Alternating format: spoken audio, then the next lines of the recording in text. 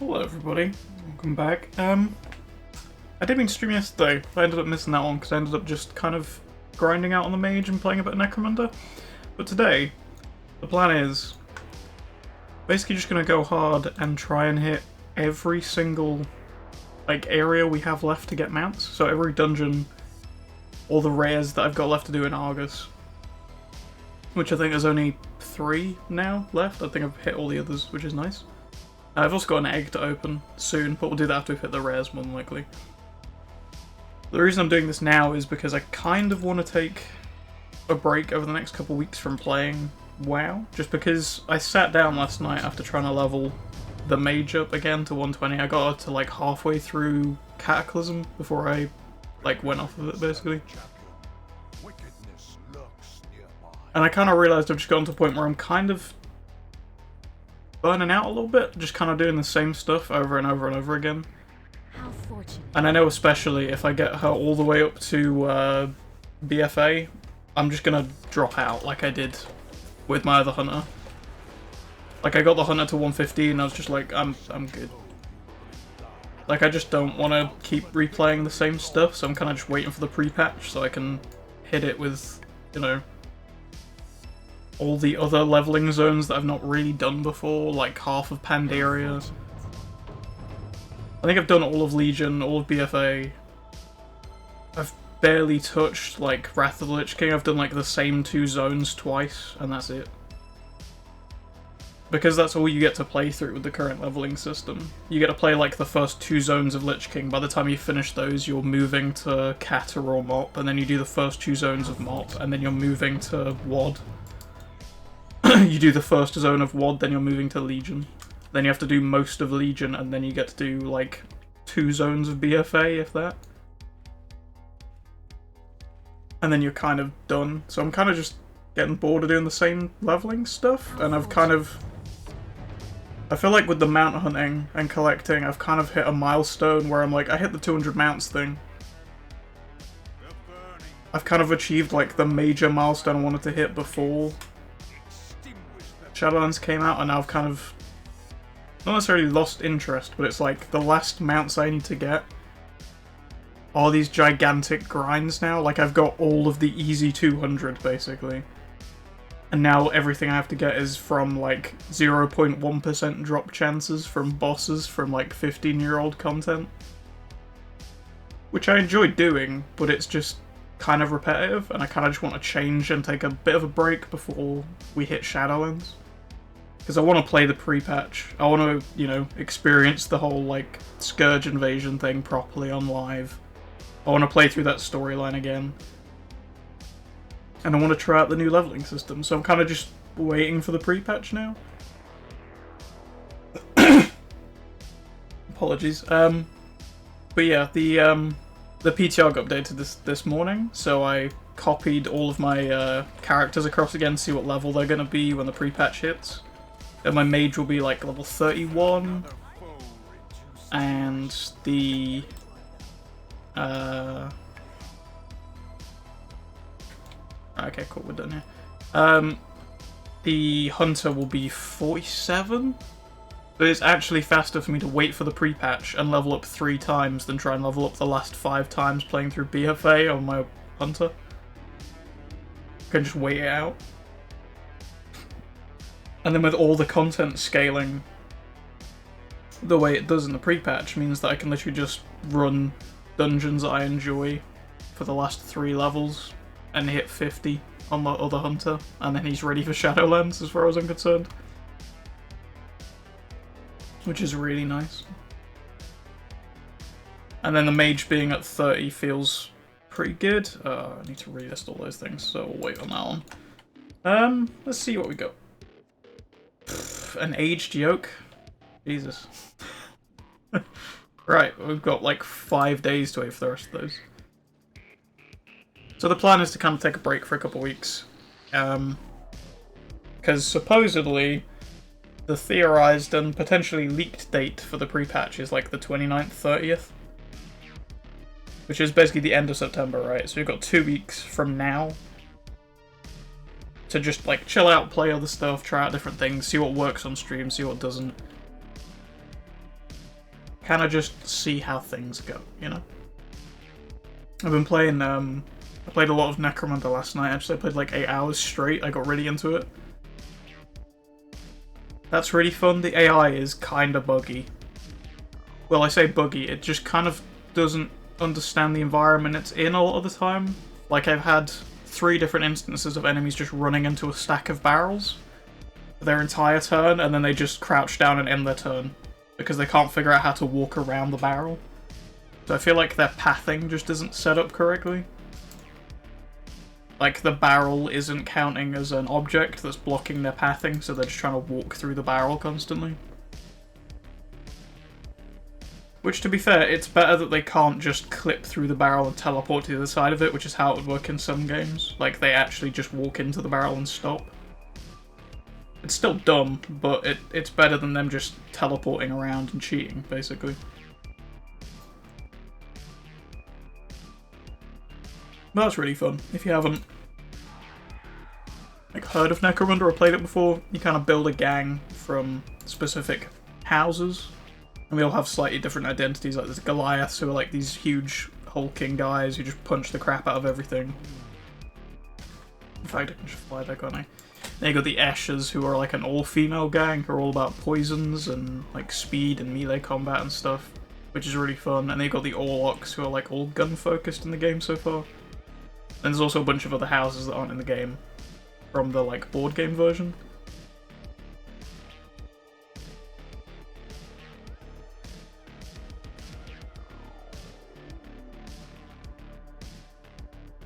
Yeah, it's been really fun so far. I only played like 1 operation so far. I made a custom Escher gang. Yeah, really fun. Did have a couple issues where one mission where the objective was clipped through the ground inside an acid pool. And I was wondering why I was watching the AI most turns run into the acid pool, half killing themselves, to then run back out of the acid pool and then do the same thing the next turn. And it was because every turn they were trying to run in and pick up the objective. But they couldn't pick up the objective because it was clipped inside the ground. So despite the fact that I went into that match in a 2v1 where they both outnumbered me, I killed all of their gang, didn't lose a single guy on my team, but still lost the mission because the objective was clipped inside the floor. But apart from that, really fun. It has some issues. Which is fine. Like, I've said before, I can deal with like games being a little buggy as long as they're fun and enjoyable to some degree. It's like, I know full well Shadowlands is going to be a little broken when it comes out, right? And Avengers is kind of broken, and it's out now. But I still enjoyed playing through the Avengers campaign. I still enjoy playing Necromunda even though it's kind of broken, and I'm probably going to enjoy Shadowlands even if my Covenant sucks ass. But I'm still going to enjoy a lot of it, because I like the story and I like the worlds that are all set in. Because Necromunda is set in the 40k universe, and I'm sure I've mentioned several times that I have like a miniature army and I like the Warhammer universe and stuff. So it's cool to have like a good strategy game set in that universe, apart from the AI kind of weirding out occasionally. But for the most part, it's been really good. I think I played my first operation on normal by accident. I didn't know there was an option to choose the difficulty. I watched somebody else playing it this morning and they were playing their first operation on easy, and I was like, how? What? It was odd. I was like, I kind of just wanted something to chill out with after I'd been playing WoW all day. I didn't know there was an option to change difficulty. I ended up playing it on normal and somehow winning every game apart from that one where the objective was stuck in the floor. I felt pretty good about that. But I would have preferred to play on just easy mode and just had fun with it, but that was actually pretty good. I do actually intend to stream that, maybe Monday, just as like a change. I want to see how well it works on stream. I don't want it to be another Avengers situation where the recording for some reason has like this weird sort of blurred effect to some of the sections. Where it's like Iron Man is in one place, but there's a really, like, slightly transparent Iron Man slightly next to him. Like, there's this weird blur effect on some of the recording. And I don't know why, but I don't want to, you know, record more of that and make it look bad. It's why I don't want to record more of Avengers, because as much as I'm recording it for, like, you know, archival purposes and to give me a routine and structure and stuff, right? I do also want it to look half decent and be kind of good, because you know, I've said before, I like my stuff to be successful, even if it's just a hobby or something to entertain myself with. How quick does this lift actually come down? Because I've been running back all the time. That is slow. Yeah, you definitely can run all the way back there before this lift gets down.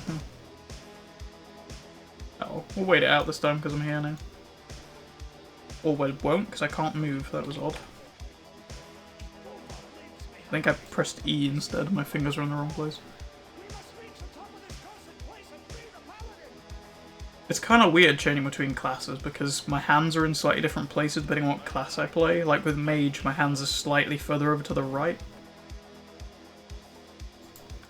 Because I have the abilities laid out in different ways, whereas with Hunter it's all the way to the left because the main rotation is 1, 2, 3. Whereas on Mage it's kind of a larger arrangement, I suppose.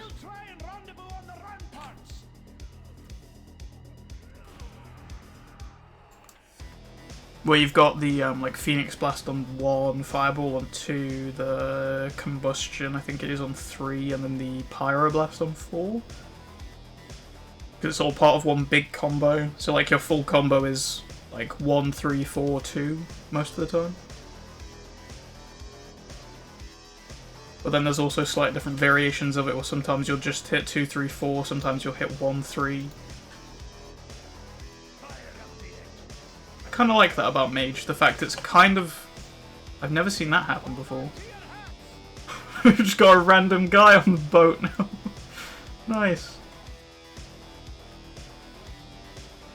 But yeah, I like that about Mage, the fact it's almost like playing a fighting game, weirdly. It's not necessarily a rotation, it's like a series of different combos you can do together. It feels like a very different playstyle to playing Hunter. Or even Warrior, really. Warrior also feels like it's kind of just a 1, 2, 3. And Demon Hunter definitely does. Although I kind of enjoy Demon Hunter, even though I know a lot of people really don't.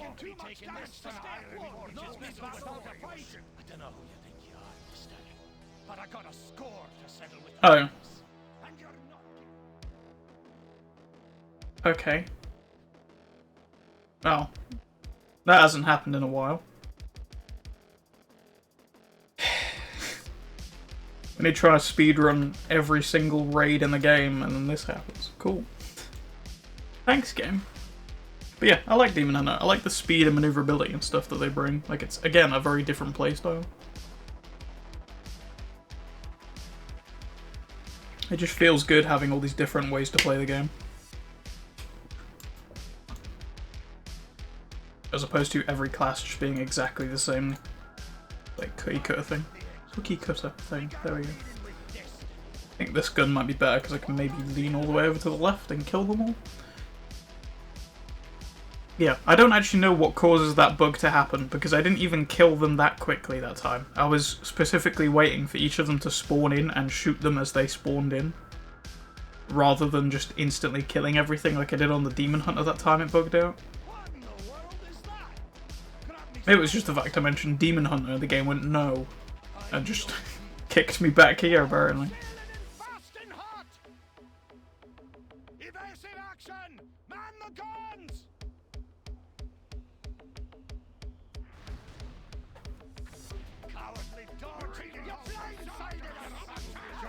Nice.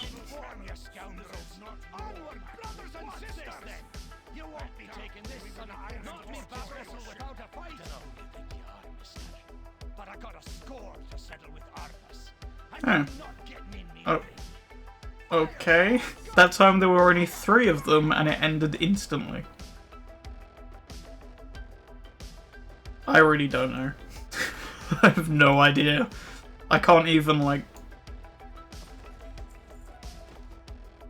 Even my, like, analytical sort of QA mind can't figure that shit out. Like, what the fuck? Was it because I didn't kill as many of the guys on the deck, so there were more people boarding the ship? And because there were more people boarding the ship, it didn't work? I don't understand why that would trigger it to not function. Or to, like, kick you back, because I feel like I killed the guys even quicker that time. Because I one-shotted both the last two guys, like, with a single attack, so technically I killed them even faster than I did the first time. But the second time was a success and the first time was a failure. I have no idea. That makes 0 sense. I feel like it's just that dated, it doesn't work. To be honest, I have no idea. That's such a weird bug.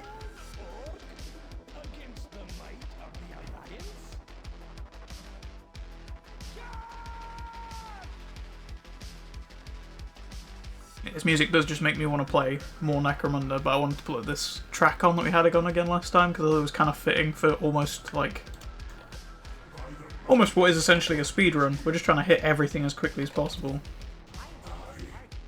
We will probably go past the 2-hour mark if we do everything, because we've got, ICC, which we're running now, obviously. We've got Ulduar, Firelands, and Normal and Heroic. Mogasham Palace, Zul'Gurub, both versions of Karazhan, Uthgard Pinnacle. Technically Stonecore 10 times. I'm not going to run Dragon Soul or Siege of Orgrimmar just on principle, to be honest. Was it Blackrock Foundry on, like, Mythic? Although one of them doesn't work on Mythic from what I remember. Like, the first boss just insta-kills you for some reason. I can't remember if it's Blackrock Foundry or another one, where the first boss just insta-kills you on Mythic. But I remember that being a thing. There's a reason I don't run a lot of WoD content.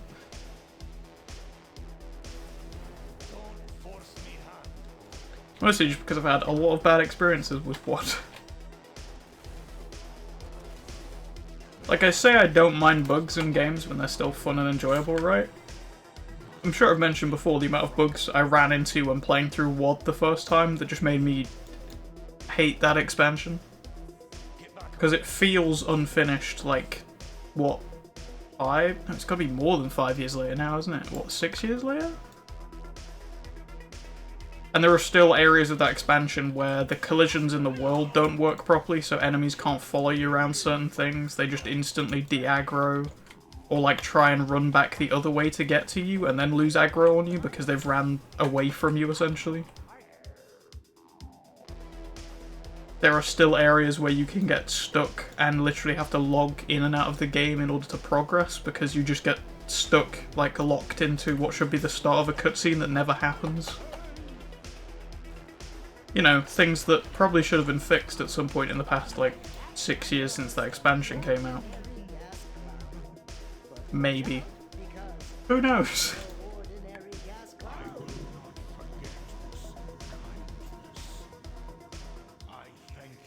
And again, to be fair, I have encountered bugs in basically every expansion at this point. Mostly just like enemies being clipped inside the ground and stuff, so you can't actually fight them. That happens a lot. But the fact that it happens so often leads me to believe that isn't something that's necessarily tied to the expansion, it's something to do with the way the game spawns enemies. Like, just the default code of the game. And there's probably a reason that hasn't been fixed or changed.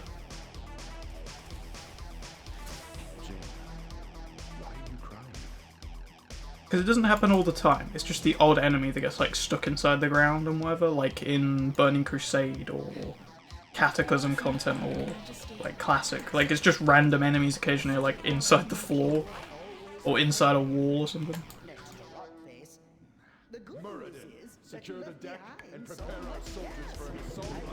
So I feel like it has to be something to do with how the game spawns enemies that causes that to happen, because it just happens so often. But yeah, the other thing we're doing with this whole thing of like trying to run everything is just I want to see how much gold can be made by doing this. I know it's not going to be as efficient as our usual method, which is, you know, running that specific Pandaria loop basically to make 10,000 gold in an hour. I'm curious how much gold I can make in the like 2 or like 3 hours it takes us to run all of this stuff. Or if we'll hit instance lockout before that happens, basically. Because the travel time between locations should mean that we basically get rid of the whole instance lockout issue. Because, like, to travel from Onyxia to Firelands is like a good 15-minute travel time, right?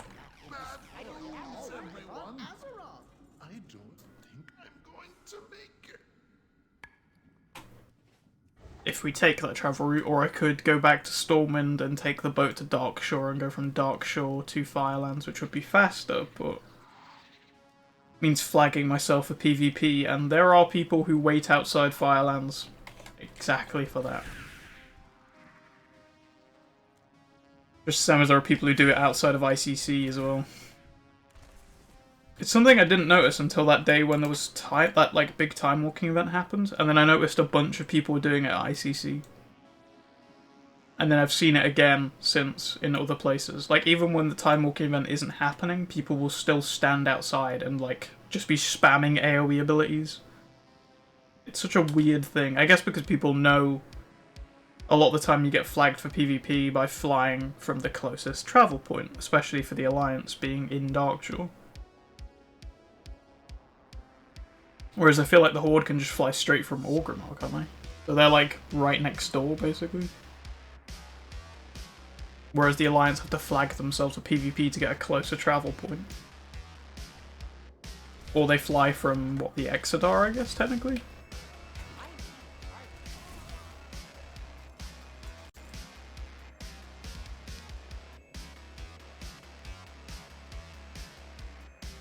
I suppose that is an option, to be fair. Although that means going to the Exodar, which I feel like is more of a pain than it's worth, quite frankly.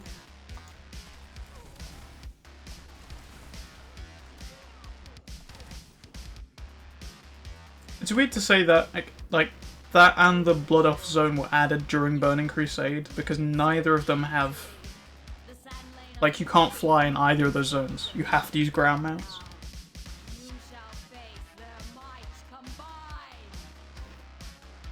It feels so odd.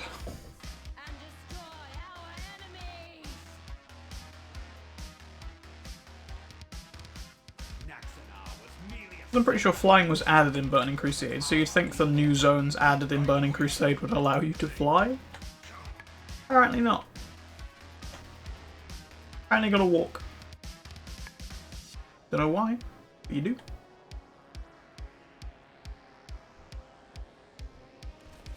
I mean, I do know why. Those zones definitely aren't made for flying. They probably have a bunch of issues, and like the roofs of buildings probably have holes in them to save polycount and stuff, but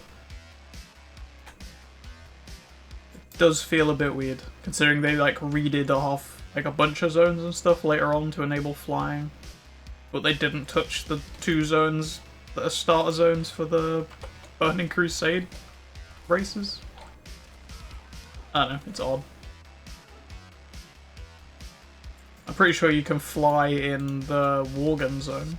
You fly back over there, and I'm pretty sure you can fly in Azuna or wherever is the goblin like zone that they get.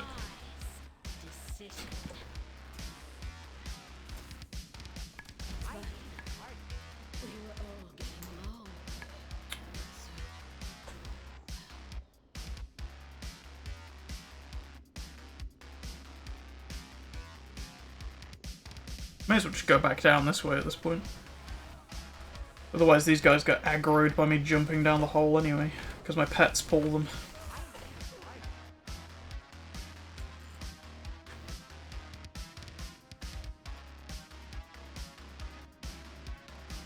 We are collecting a bag full of crap so far. I still have all of these to send over to my mage that I can't because she's too low level. Although I guess I could send them over to her now because the scaling from the pre-patch will allow her to just instantly access all of those. Just instantly get new gear. Which will be a nice upgrade. Although she probably only needs one belt, to be fair. I've got two.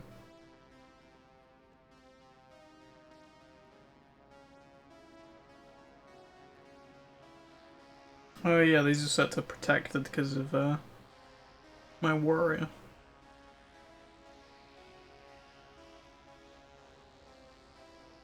Probably get rid. I think I've got all the oh, apparently I didn't have those. Pretty sure I've got all the ICC stuff, haven't I? I think I've pretty much got everything here other than what, Frostmourne and Invincible.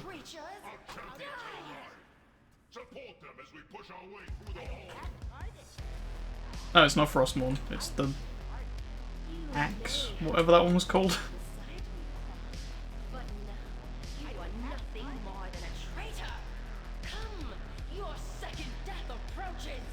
Cool, where's the dead Argent Crusade person? Somewhere on the left hand side. There. Foolish croc. You brought my reinforcements with you. Oh, I'm still missing the 25 player.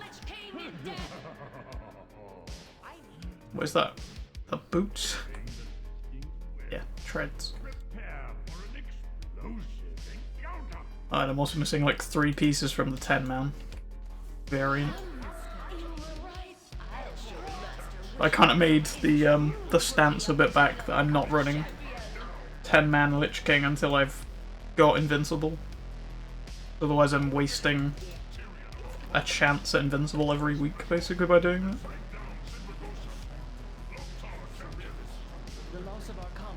I think Invincible is one of the mounts I want the most, to be fair. Out of all the mounts I've got left to get, the ones I want the most is Invincible, the Dragon from Mogashan, and then maybe the Firelands mount.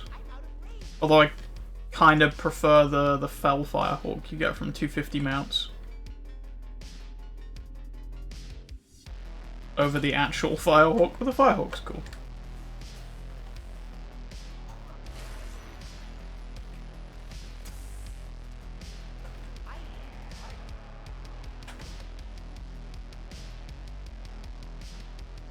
That's the last enemy. I want to cheese this as quickly as possible.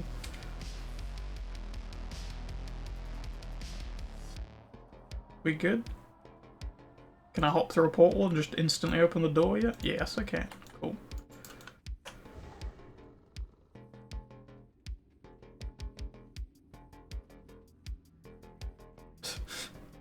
Someone in one of the groups I'm in just got 3 drakes in a single day. That's some good numbers right there. To be fair, I think I did the same thing. I don't know if it was before I started. I think it was before I started streaming. I got all of the drakes, well, 3 of the drakes of the wind in one day. I ran the raid and got that, and then I decided to go and run the dungeon, got that one, and then I was like, okay, I'll go do the achievements and get the last one. The only one I haven't got is the green one from Tolbarad, I think.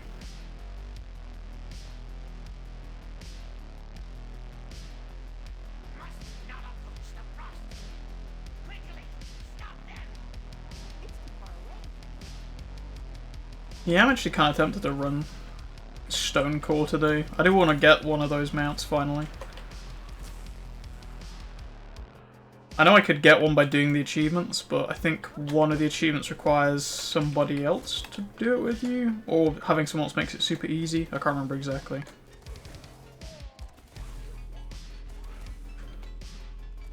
And I don't want to tear anybody away from playing their classic.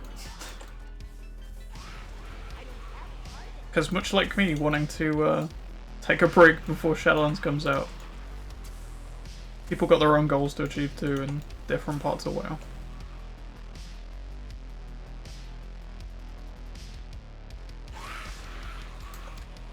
I'm gonna miss having that beam to just drop on people. such a good ability.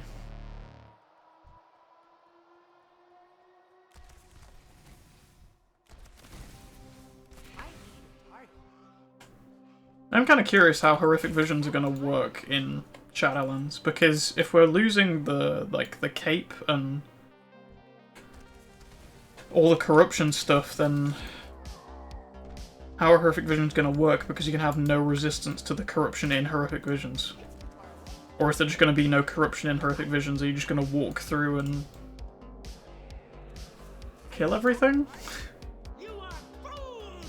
I don't know, it just feels weird. I've just been thinking about it again recently, because I haven't got Mail Muncher, and I don't really intend to spend the time to do it before Shadowlands comes out either. Because I have to go and grind out stuff in the Nylothar zones I don't like to get currency to do a thing I do like, but again, it requires this massive grind before I can do the thing I enjoy. Which, to be fair, from what I've heard, is kind of how the PvP players feel. So I guess I'm not the only one suffering from the current layout of things.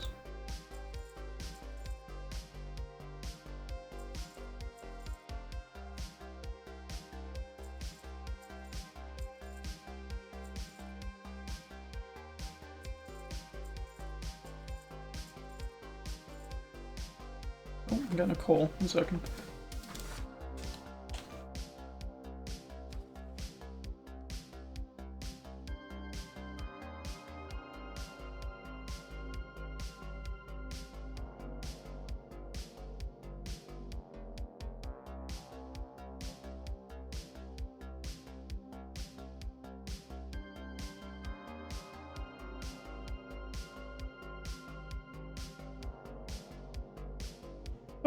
Well, I'm back. Apparently I was in a car accident. It wasn't my fault.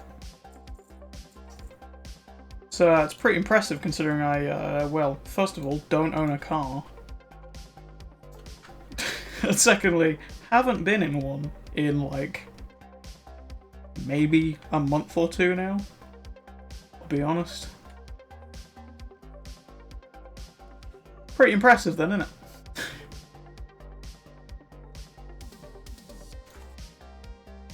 I hate calls like that. The worst part is the only people that actually I think have this phone number is like the two-factor authentication things for, you know, stuff I want to sign into and keep safe, and companies I've signed up to jobs with. Like, you know, applied to, like, done applications, applied to jobs, and now I'm just getting phone calls from dumbass things like that all the time, like, you won't give me a job, but you will sell my phone number to people, apparently. Cool.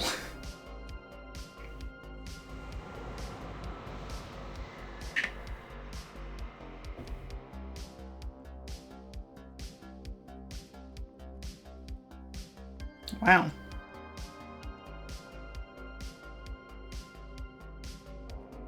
People in some of these mount groups I'm in are complaining currently about the fact that they've ran 200 runs to get Ashes of Alara and still haven't got it.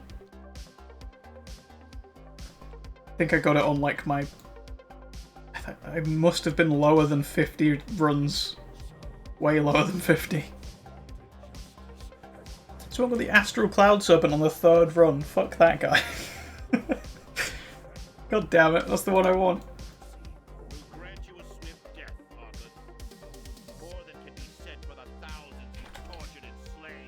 That's this beautiful thing from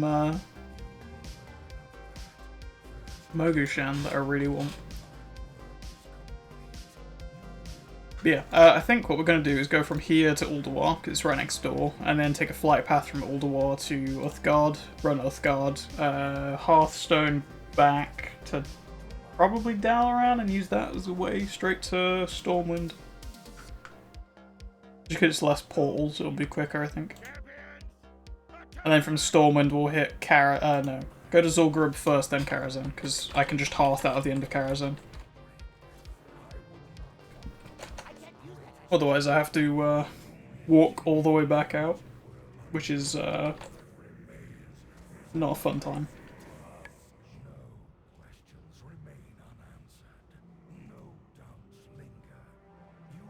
Also, that's a thing. Raids. Legion. Nighthold. Loot. Go down. Normal, he drops the Living Infernal. Not Raid Finder. That's irritating. I was wondering if I could just use the Raid Finder guy in... Pretty sure he drops one on Raid Finder, doesn't he? Yes. Yeah, I was wondering if I could just use the LFR guy in Dalaran to just hop between a bunch of raids rather than actually having to go to the entrances. I guess if I have to play through all of the Nighthold, I'll do that at some point. I actually haven't ran through the whole of Nighthold. I've ran through like the first 4 bosses before. And then I just LFR jumped to Gul'dan to finish the Nightfallen quest thing. Also, I should really finish up the Rustblot Resistance and try and get the last cache I need. I actually haven't been to go and kill Rustfeather and stuff yet. Although, I kind of have a rule of not doing the like really long respawn rares on stream because I don't think that's super entertaining to just sit at a spawn point for an hour.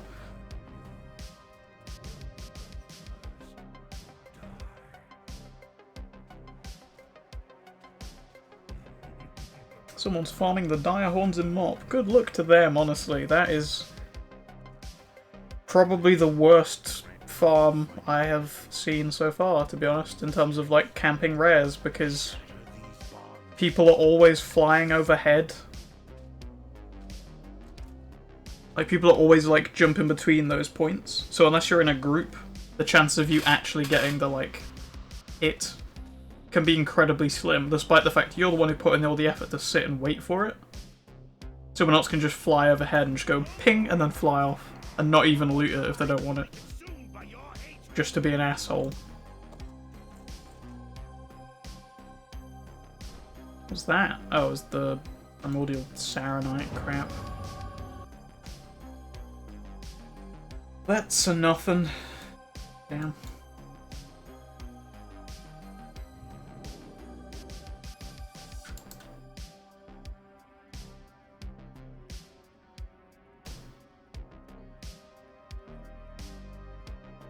Yeah, I'm not a fan of the Direhorn farm in Mop at all.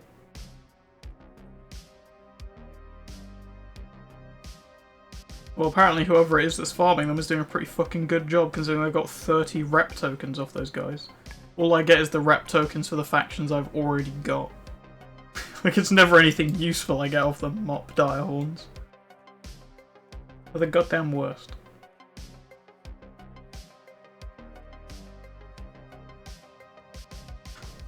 Or just auction house stuff that was not used. Is there a rare vaguely nearby? Sure, that'll do. So I don't have to keep checking the map to make sure I'm flying in the right direction.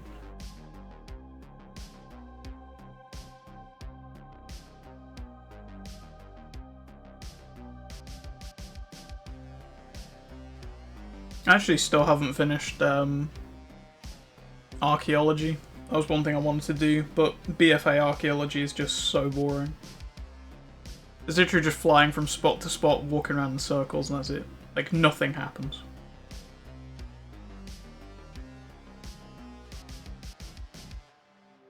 And because the content is still technically relevant, you can keep pulling aggro off random fucking guys, and it's such a pain in the ass. Really don't like it.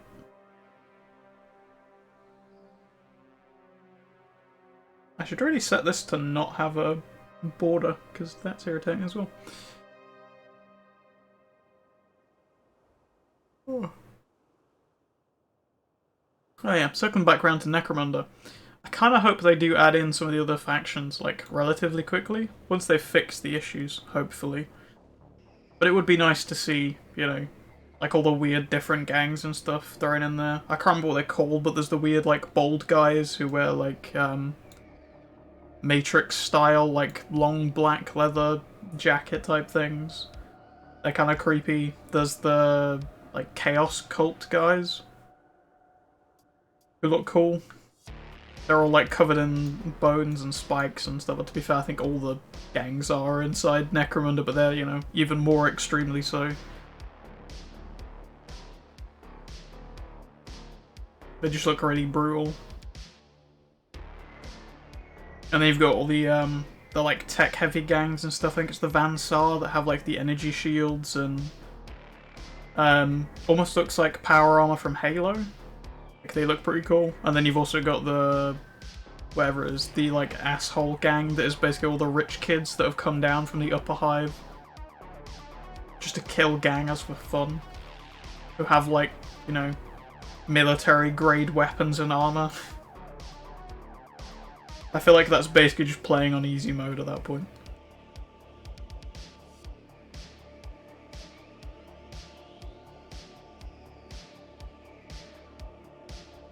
But I do hope they add some more stuff like that. It would also be nice to see some just like random other stuff that isn't in the board game. But I think they're keeping it kind of close to like board game stuff, so probably not.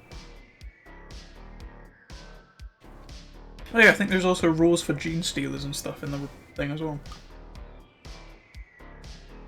Not like proper ones, I think it's gene stealer cult stuff, but even so,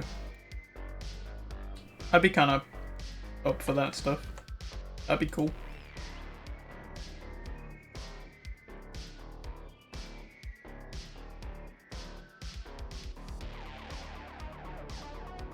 But yeah, I don't think I actually mentioned how we got to 205 yet, because I managed to get all the rest of the Fell Crushers we needed out of a single crate.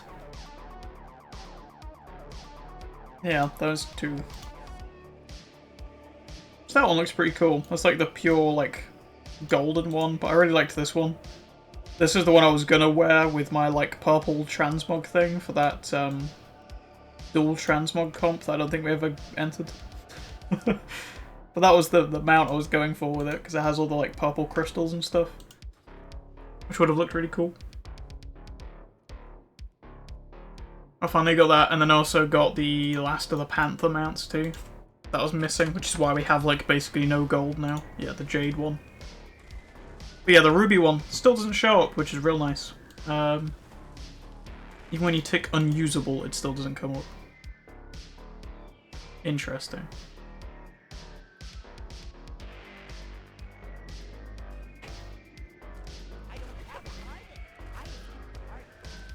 I wonder if I could actually just wait everything out and then AoE it all down instantly.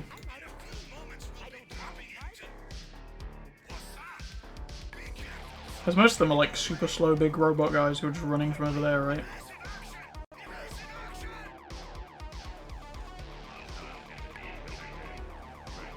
Yeah, I'm pretty sure if I just did this, it would probably everything would just die around me, right? Yep.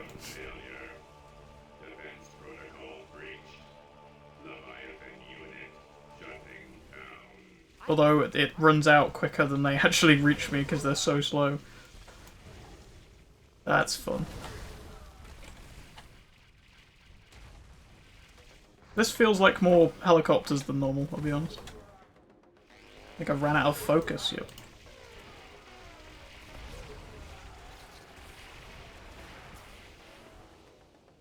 I'm kind of interested to see how differently Hunter is going to play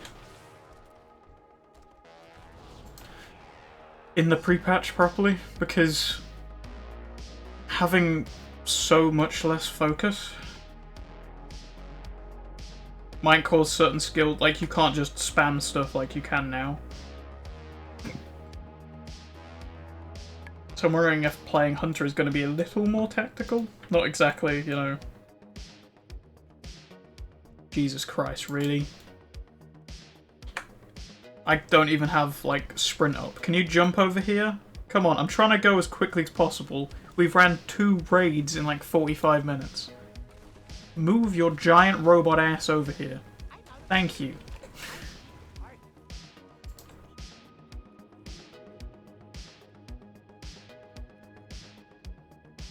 Disappointing, honestly. I do still want that mount so badly, but I've just not been running any of the time walking stuff when it's been up. Right, what was that? Oh, it's a big red book. Nice.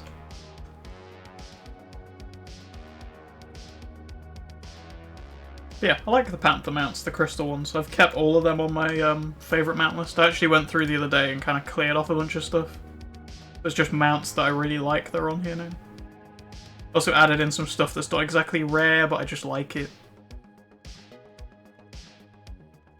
Like, I've still got Hearthsteed on there, because I still think Hearthsteed looks cool, despite the fact it comes from, like, such an easy-to-acquire thing.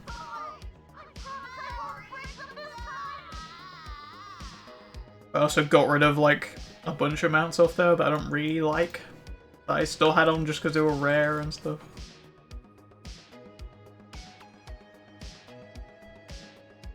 Jesus Christ, whoever this is that's running stuff with their, like, boyfriend or whatever is getting, like, super fucked on the mount thing. Apparently their boyfriend is getting literally every mount drop, every raid or dungeon they do, and she's not getting anything, and she's been farming them for months. So that's nice. Or he, I don't know. Probably rude of me to assume.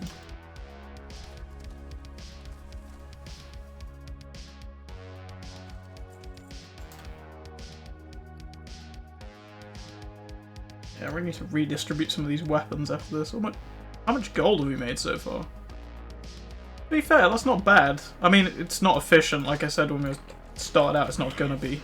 But it's pretty good. Made almost 2,000 gold by just running things that I needed to run anyway. And then we're gonna vendor a bunch more stuff when we hit thingy. The garden over there.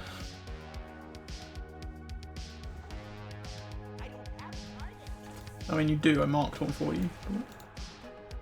Just ignore me, game, I guess.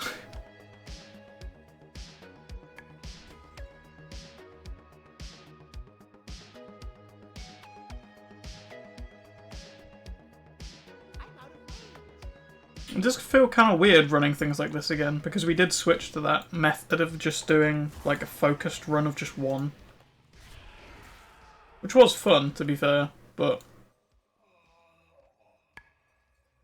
I did kind of just want to try, like, you know, have a go at everything, basically.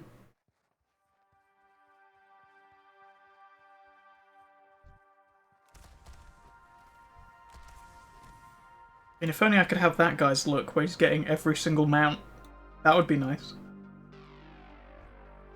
Weird thing is, I don't even really want Mimron's head. So I wouldn't be surprised if it's the one mount today that we get. Just the one I don't want.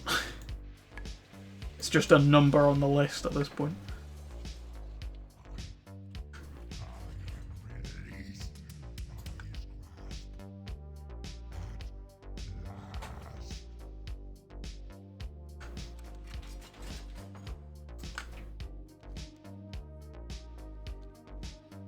Oh, she's right outside. Beautiful. Clear that one on the way around, I guess. Nice, just fucking one-shot her with a... what was that? Serpent Sting? Cobra Shot. There's a lot of very snake-themed names to some of these abilities. Huh?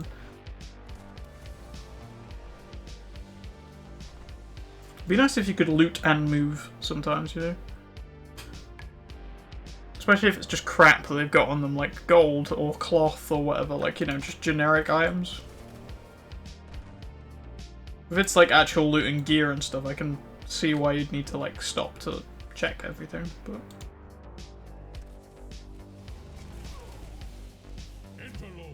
Beautifully done. Cool, doors open.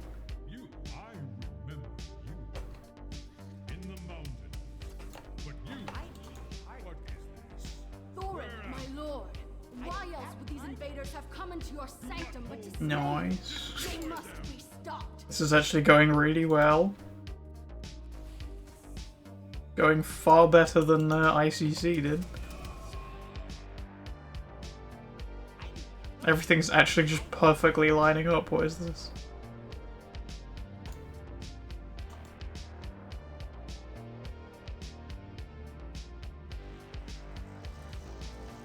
Oh, there's a giant club. Really?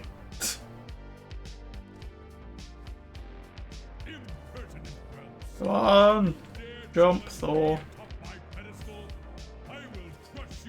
Jump, jump, jump, jump. Impossible. Good boy. Lord Thor, I will bring your foes a wretched death. I don't have a target. Nice. You are not my beloved. Be gone. That was actually a perfect clear. Behold the hand behind all the evil that has befallen Ulduar. Left my kingdom in ruins, corrupted my brother, and slain my wife. And now it falls to you, champion. Didn't miss a single enemy, cleared everything perfectly. That was beautiful. I don't think I've ever done that well before. I've always like missed one little gnome on the stair or dwarf on the staircase or whatever. Well, no, perfect clear.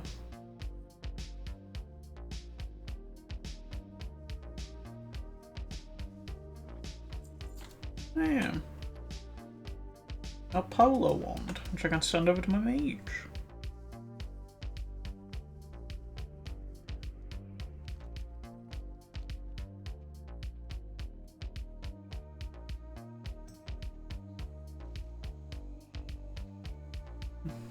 Yeah, I think I mentioned during the mage stream, I did actually go with the professions I was talking about, the herbalism inscription stuff. Which has been a nice, like, extra little bit of XP while I've been leveling. Just, like, picking up flowers and crap, because it gives you, like, what, almost 3,000 rep from some of them as you get later on, which is nice. It's the equivalent of killing, like, 3 enemies or something like that for just picking a flower. Pretty good. Thank you, heroes.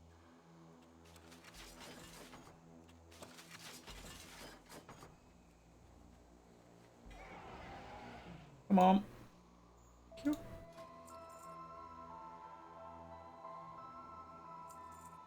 Okay.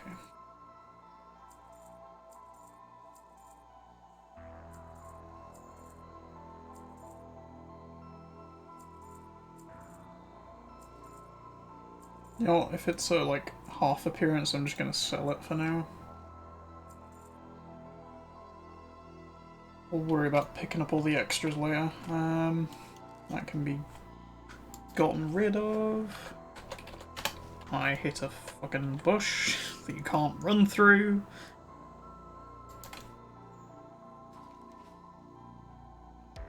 GTA with just some of the random trees being indestructible and other ones just break instantly. Like, okay. Seems good.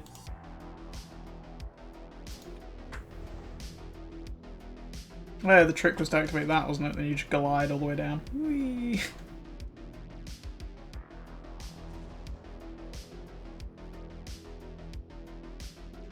I do love having slow fall on all my characters now. It's such a nice trick. Like, it's generally something I kind of love about Mage. I keep talking about Mage because after I started playing it, I just want to keep playing it. Weirdly, I just haven't got it to 120, and I can't be asked. But it is so much fun, and they have so many. Like, their toolkit is so extensive. They can do so many things. Like, you get overwhelmed with enemies, oh, just Frost Nova, Blink, Invisibility, they can't find you. Instant escape, basically. You need to heal, oh, you can just create food and, like, you know, sit down and eat somewhere. You want to, you know, get a, like, the enemy has a buff, oh, you can just steal it off them. They want to cast a spell, you just counter-spell them. You've put a dot on an enemy, it's going to kill them, but you're going to die before then. Oh, you can just ice block and suddenly you don't take any damage and they die. Like, it's just... Mage has so many different cool ways to do things, and then they have their combo thing, which I also really love. Mage is great, honestly. Kinda love Mage.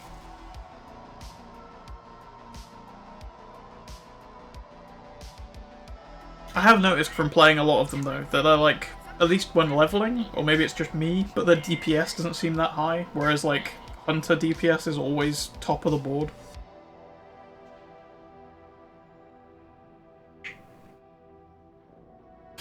Like Hunter DPS is insane all the time. In like every dungeon I've ran, the only thing that really outperforms Hunter DPS is like Paladins for some reason.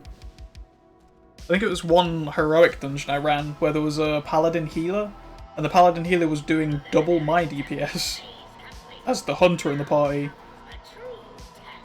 and outperforming everyone else in the party as well. And it was just like, how? Like, the healer is just running through and clearing the dungeon, like, before we can even get there. Like, I don't know what they did with Paladin healers, but for some reason they broken. I think it might be, like, corruptions and stuff, probably. Usually the problem. See? A corruption went off and just instantly killed the boss. What a surprise. It would appear that I made a slight miscalculation. I allowed my mind Nice. to be corrupted by that fiend in the prison, overriding my primary directive. All systems seem to be functional now. Clear.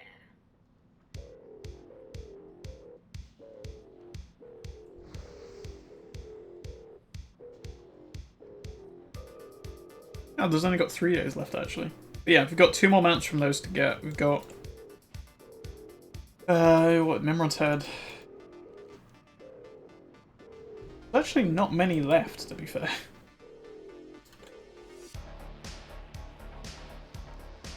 I've actually done a pretty good job at clearing stuff.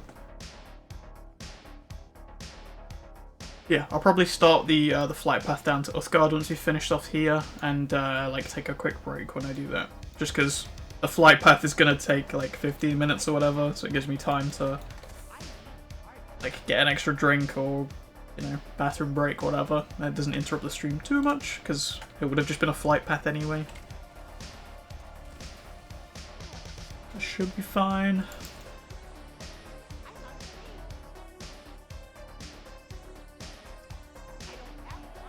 So yeah, I've still got... Is that the Vibrant one? Is that the... Oh, I can't, like, preview it.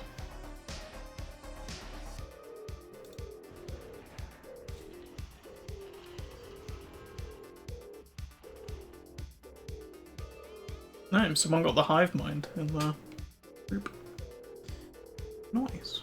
I did also think yesterday about potentially looking for another guild. Like, I like the guild I'm in, but... And I kind of want to wait until Shadowlands to see if they come back, but at the same time, if I wait until Shadowlands and they don't come back, then I'm going to have to find another group anyway. Like, another guild, and then it's like... Is another guild going to want, like, an extra hunter? I don't know. I just feel like waiting might not be the best strategy, but at the same time, I don't want to leave this group because they're a bunch of really nice people. They aren't here.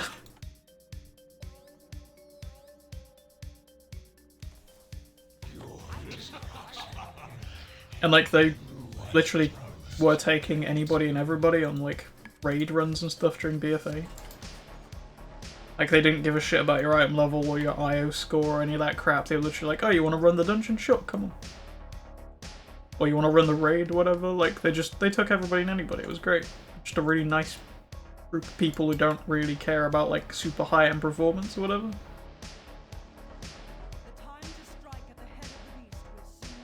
Feels like they kind of just want to have fun with the game. It's kind of all I'm here for.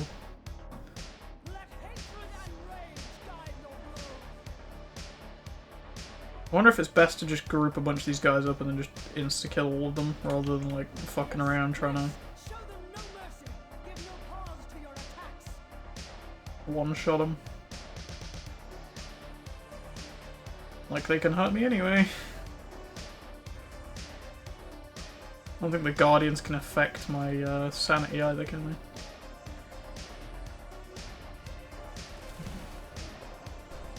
Sure there's an achievement for killing like 9 of them at once or whatever. Pretty sure I did it.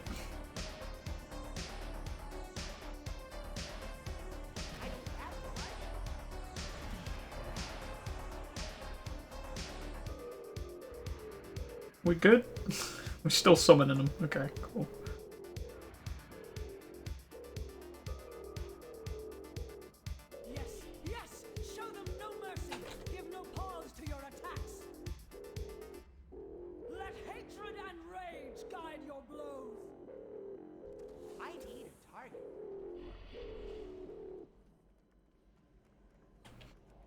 Yeah, I don't exactly know how things work in Necromunda in terms of like making new gangs and stuff. I don't know if you can just have one at a time. I'm wondering if I should like use the gang I've already got for streaming or like start a new one as well. I think I might just use the one I've got for like the first stream, since it's basically just going to be a test anyway to see if, you know, things actually work.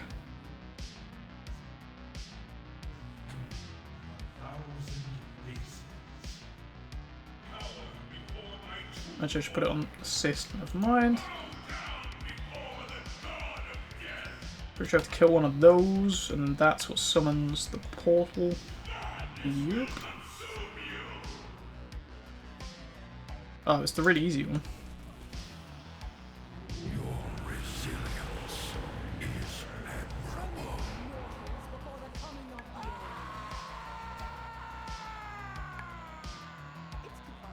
The brain of Yorkshire Rum. Look upon the true face of death, and know that your end comes soon. Your fate is sealed. The end of days is Nice. finally upon you, and all who inhabit this miserable little seedling. Ului Visala, Gagerong, Whoosh. Yep, I'm sure you can whisk some eggs from the fucking afterlife, but yeah, we got jack shit again. This is disappointing so far, huh? Any luck? Nope. None at all, love.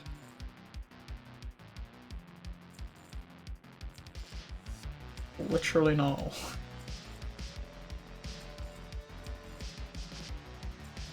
That ring didn't sell for some reason.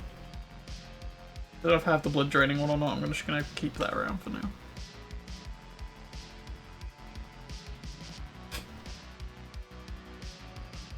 Oh, fuck off. With your invincible. Yeah, I do kind of miss these griffin mounts. I wanted to get the one from BFA, the one from Drustvar, that has like the cool shaded wings and stuff that looks really nice. But I ended up just spending all my money on cheap mounts because, funnily enough, quantity is actually a factor. Anyway, I'm just going back in a couple minutes. See you guys.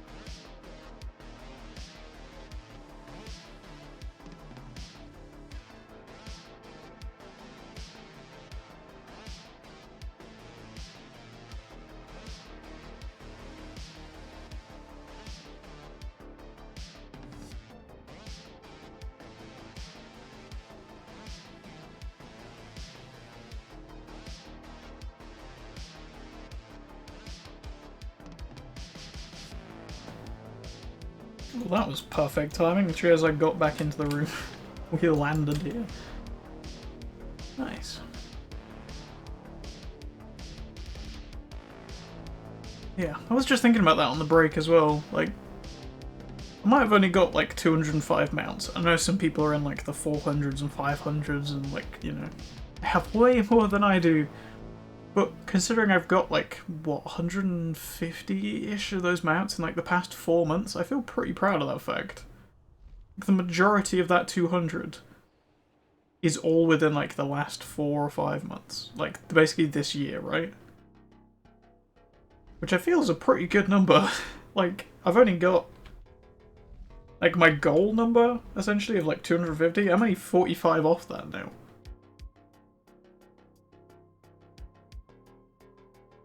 And getting anything past that, for me, is kind of just a bonus at this point. And 200 was my milestone before Shadowlands as well, so I feel really good about those numbers. It would be nice to sort of push that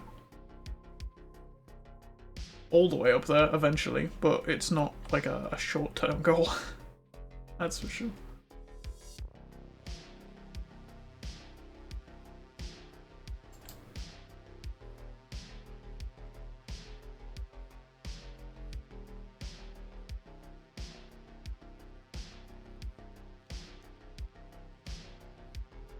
Did also kind of decide that in terms of like making new characters, I don't think I'm going to make any more Horde characters, not on this server anyway. I think what I want to do is keep my Horde and Alliance boys like completely separate now. Just so that way I can, like, the progress I make on them is for that faction essentially, right? Like everything is locked to that faction, so it doesn't really make any sense to me to keep everything on the same server. And I do kind of want to have, eventually, at least in my head, like maybe 3 of each class, so I can have a spec specific one for each thing, and I think you can only have like 25 per server. So spreading that out over 2 servers is like 50 max, that's the full character max, right? Which would make more sense than having all 50 just stuck on one thing with like a weird mismatch of faction. I'm not going to transfer my Demon Hunter to a different one, but I don't really have any intention of playing my Horde Demon Hunter in Shadowlands at all until like the very end. Basically when, you know, Shadowlands is done 9.3 whatever, in like 2 years time or whatever, that's when I'll play Horde again.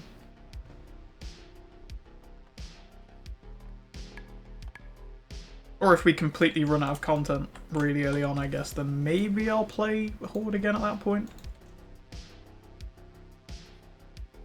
Just for something else to do, really.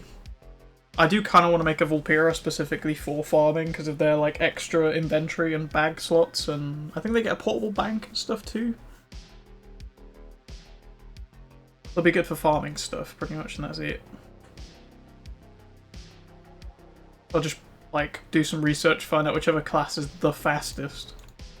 Probably Demon Hunter, so they can't be that, but what, maybe Monk would be like the second? That's the same loot I get from this guy almost every fucking time. Or from sometimes there's some boots instead of the staff. Every time. He hasn't once dropped anything of even remote interest. It has always been the same dumb belt and either a staff or some boots.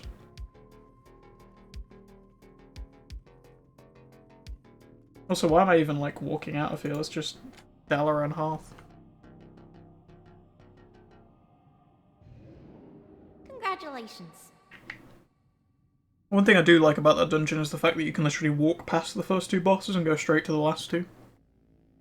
Like, you can just completely skip the first 2. The first one's too busy monologuing to stop you doing anything, and the second one you have to summon anyway, so you can just walk straight to the 3rd boss and then leave. Such a good dungeon design for farming, honestly.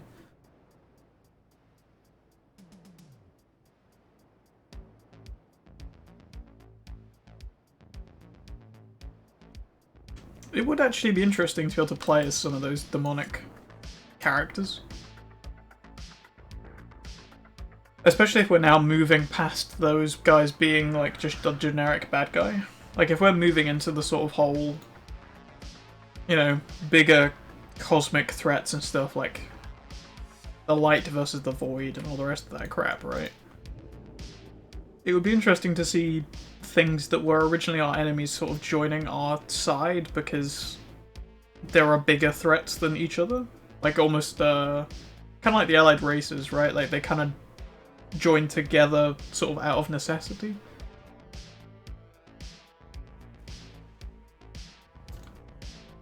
Would be an interesting way of introducing some of those characters. Because like the, what are they called, the Doom God or whatever, are basically like the same size like a Tauren. You've got the Eridar, which are just red Draenei. Obviously, might need to make the imps a little bigger, so that they like kind of a goblin gnome size, maybe? Something around there.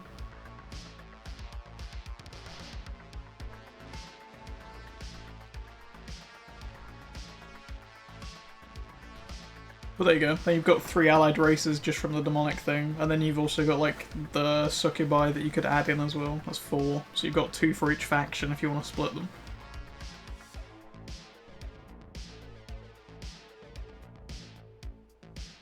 Although I guess, like if you're going to add the demonic races as an extra thing,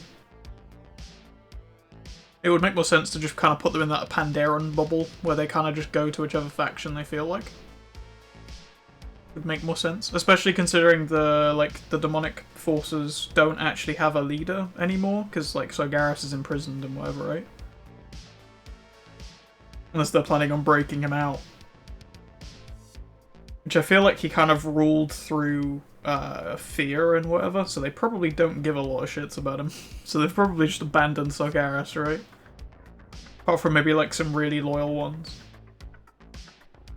So I feel like there's enough precedent there to add them as allied races at some point. Especially, like I say, if we're moving to this like cosmic threat level stuff. I imagine post Shadowlands, because I don't think we're getting allied races in Shadowlands at all, by the sounds of it. Although I was talking to Carl a few days ago about Naga and Murlocs again. Because we both really want Naga as an allied race, and then also I kind of want Murlocs as an allied race just because I think Murlocs are derpy and probably another dumb race that I'd enjoy playing as, like I do gnomes, to be honest. So it would just be cool to have them as an allied race, and I feel like Shadowlands is the perfect setup for that to be a thing now. Because as much as the time skip inside the Shadowlands probably won't be as big as it was originally theorized, right? There's still precedence there for them to do a time skip and move things forward, and we've already got Murlocs that are advancing to the point of being able to communicate with us. Like, there's the one in the Adventures Guild or whatever that has like a British accent. There's the like Illidari ones that can use Demon Hunter powers and stuff.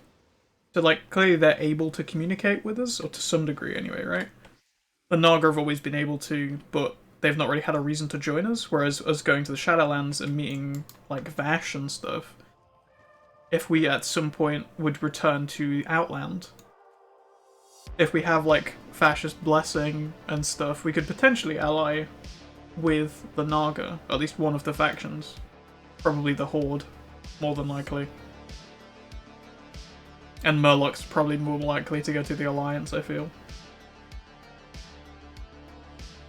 But I feel like there's enough precedence there, post Shadowlands, or maybe in like a 9.3 patch or whatever, to introduce something like that. If 9.3 is basically going to be setting up the whole, like, the current theory of the whole War of the Light or whatever, the invasion that, like, Belluar and people are theorizing because of all the dodgy shit that the Light is doing and alternate Draenor and stuff. If we see that happen in, like, the end of 9.3, the beginning of that, then I feel like that would give us precedence to go back to Outland and recruit literally everybody and anybody to join forces with us. Which would then also open the door for, like I say, the Fel races and stuff, having, like, demonic forces fighting with us rather than against us. And it's not like everybody has a dislike for the demonic forces, right? In the same way everyone dislikes the undead because of the scourge. But at the same time, we've had warlocks fighting withers since basically the beginning, who themselves summon and control and also lose control of demonic powers all the time. So it's not that big of a question as to whether they would actually work with the demons, because we know they would. Because we have been doing since Classic, like, you know, 15 years worth of fighting alongside them, having them actually working with us without being, like, forced to work for us, basically. I don't feel like it'd be that big of a question. Because obviously the Army of the Light is not going to be big fans of the demons, considering they're not in, like, our present timeline, right? The Army of the Light that works with the Alliance isn't a big fan of demons, considering they've been fighting them for years. And I feel like that would also set up an interesting sort of door for faction conflicts, considering, like I say, the Draenei despise them. The Army of the Light don't like them. You've got all these factions that have essentially been destroyed by these demonic forces, and suddenly having them working with us or being on our side would be an interesting dynamic.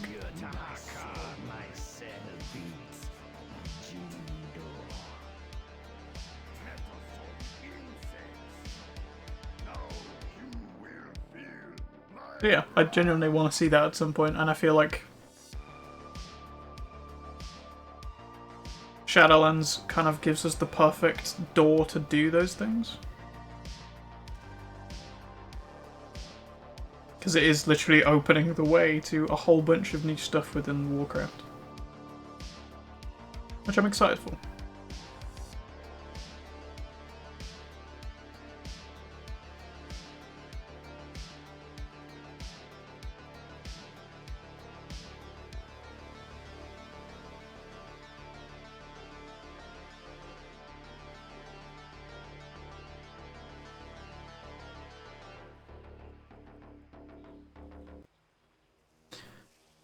I don't really know where else we'd go with, like, allied races and stuff, though.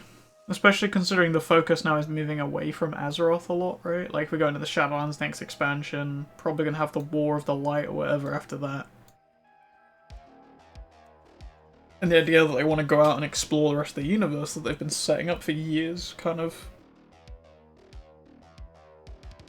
I feel like we're going to be meeting a whole bunch of weird and new races, and it's not necessarily going to be people we've already, like, had interactions with, basically.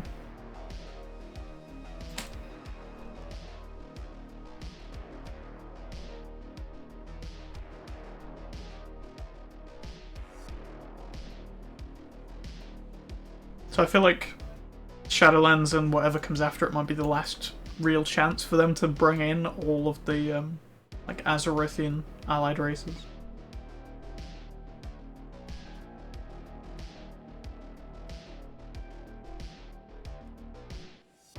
And I would like to see as many of them as possible, to be fair, before we leave completely.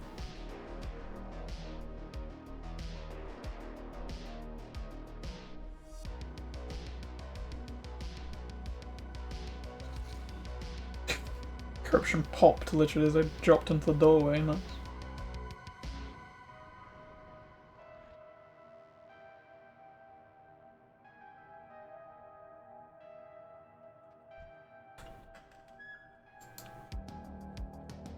I'm debating whether we do Pandaria now, because it's just one dungeon? Well, one raid, technically.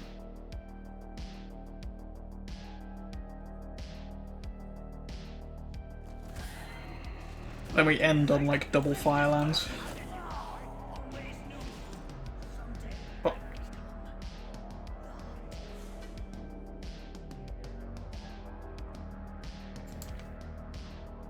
This is the reason we don't do farms like this anymore on stream, because we go fucking everywhere and we get jack shit from any of it.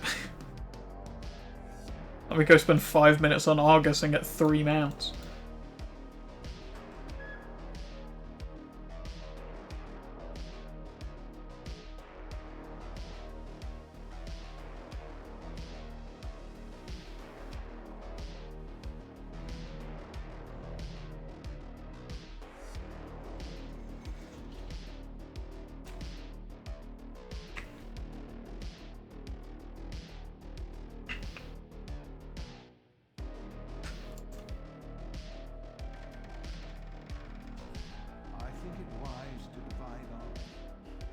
To be honest, the more I think about it, the more I'm kind of excited to actually stream Necromunda and other stuff, to be honest.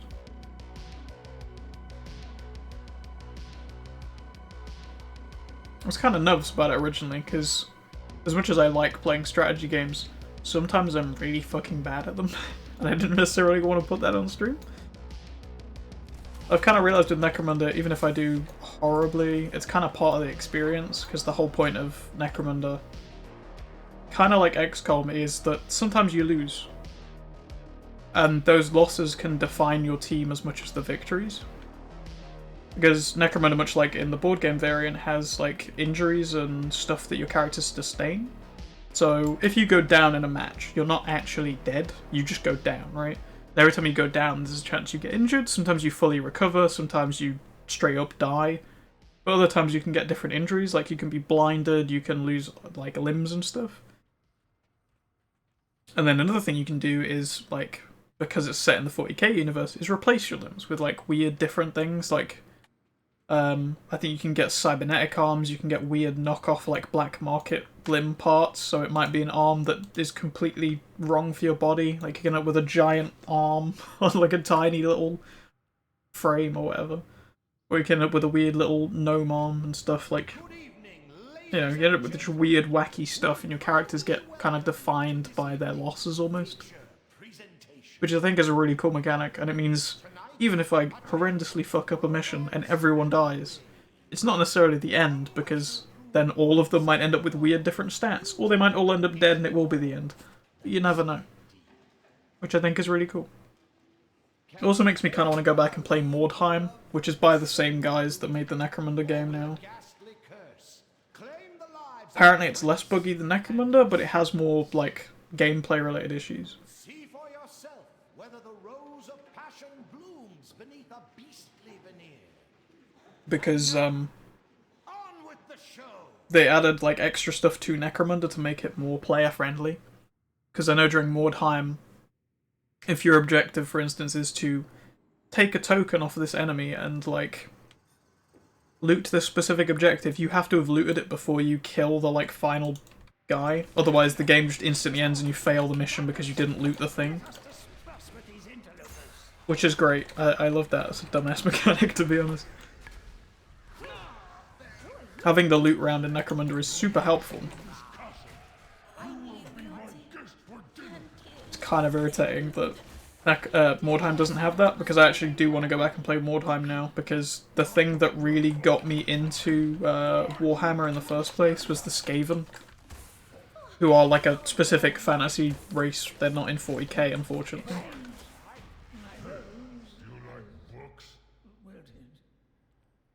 Can I loot the cauldron, please? Cool. No! Our dinners together. Those hours in the library. Oh, Brute. I love you. It's too late. Who are you? Bella, it's me! It is you! Come, my love. Off to our happily ever after. What a weird fucking play.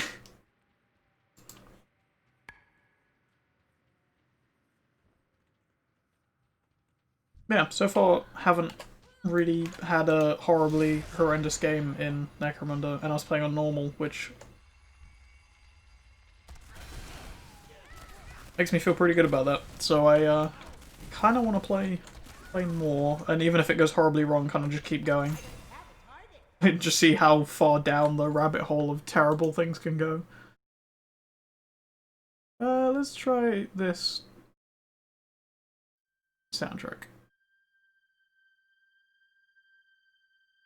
And this is also non-copyright music, but it's really quiet in comparison to the last one. But I'm not going to turn it up yet, because I know full well some of these songs start really quiet, and then they just blow your eardrums off if you turn the volume up.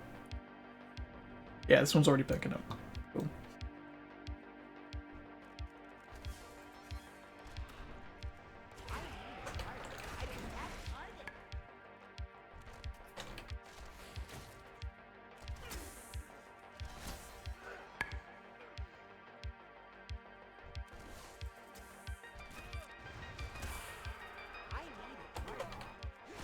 Yeah, I think I do go Pandaria. If we hit this, then we go Pandaria, and then we half back again to go and do Onyxia Firelands. And that'll be where we end things off. With a nice double Firelands. And hopefully some mounds.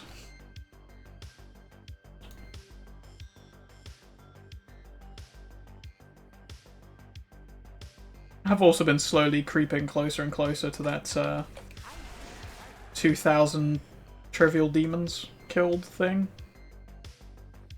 Not as quickly as I'd have liked to have been, I'll be honest, but not as slowly either.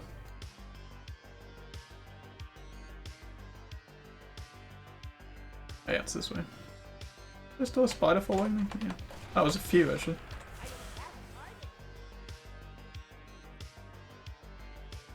Yeah, we're only, what, 690 off now?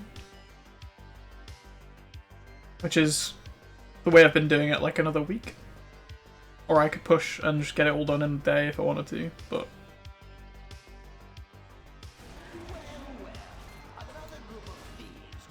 Not gonna do that.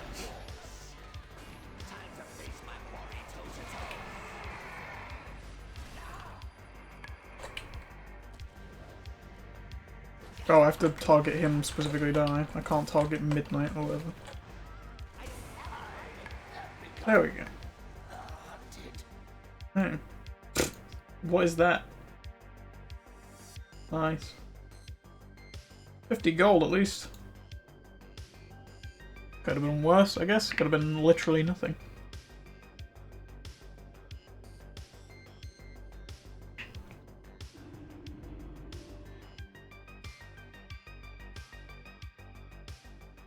Unless I still want to get my archaeology mounts, but I just can't be bothered with the BFA archaeology. If there was more stuff to do in Legion archaeology, I'd just do that all the time, because at least you get like artifacts and stuff from that, and it's a little more fun. Like, there's actually stuff happening, rather than just, you know, walking around in circles all the time.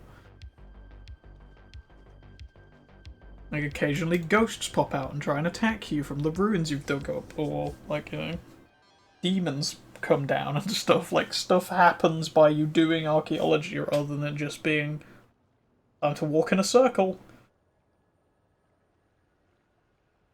I don't know. BFA archaeology is just kind of boring. And then we're just not getting it all in Shadowlands.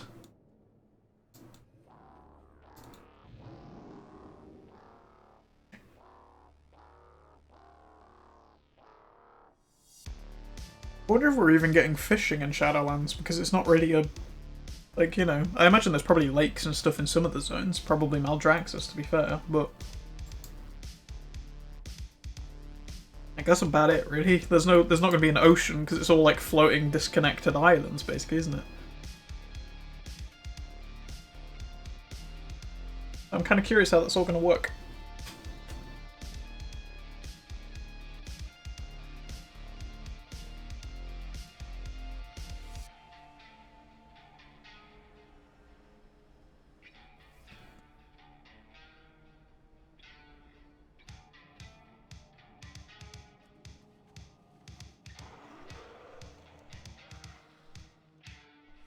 I guess got the Onyx one. Literally the one panther I'm missing. Was it super bloody expensive?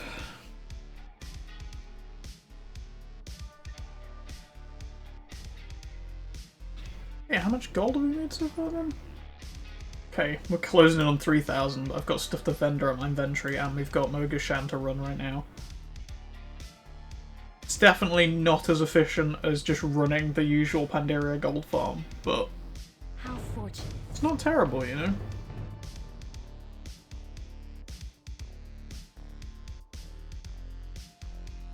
I mean, 3,000 gold so far for just doing things that I would be doing anyway. Like, it's not bad. Just passive gold, basically, at that point, isn't it?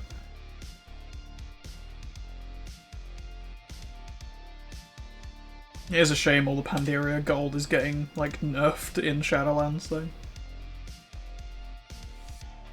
It'll make things a little bit harder.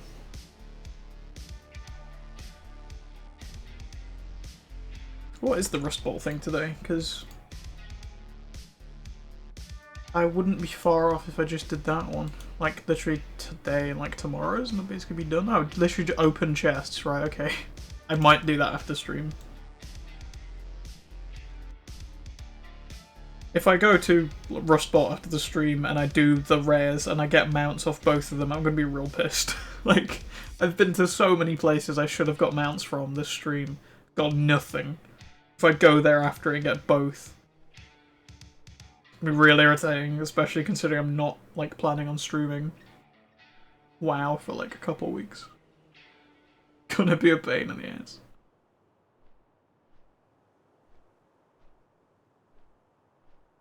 Although I might still come back and do like one stream of WoW like a week.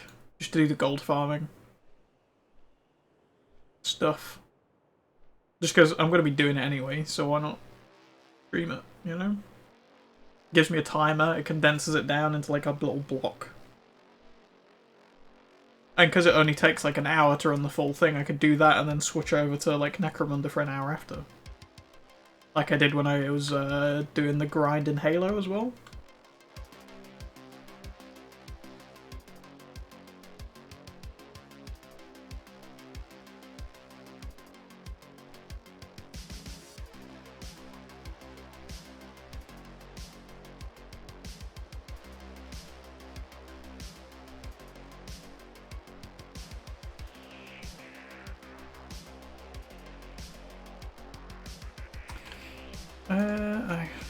It's done that again, has it? Oh. No, 25. Thank you. Oh, I love that bug. It's so irritating.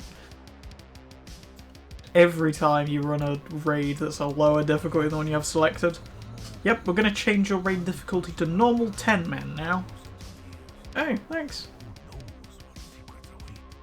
That's real helpful of you.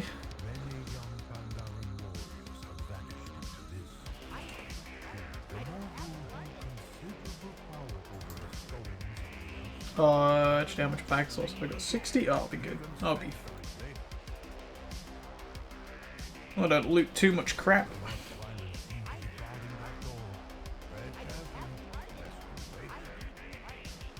I mean, I'm intentionally waking them, Joe.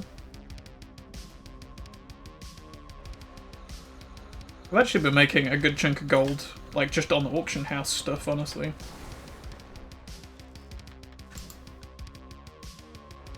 But obviously doing the gold farming stuff, especially in Pandaria, you get a lot of just random crap from bosses. And then you can auction house a lot of that stuff and make even more money, which is really nice. I think I mentioned before the motes of Harmony. Yeah. They always sell on this server, and they're always really, like, I wouldn't say super expensive, but expensive enough that you make a nice profit off selling a chunk of them at a time. And considering you get a good chunk just running through all the raids, it's a nice little bit of, like, passive gold income, basically. And also running all the Burning Crusade stuff I was doing to, thingy. Get the last of the reps and stuff from the dungeons there. That also did the same thing, and you also get a whole bunch of like recipes that always sell on the auction house from there as well. Again, nice little bit of extra income.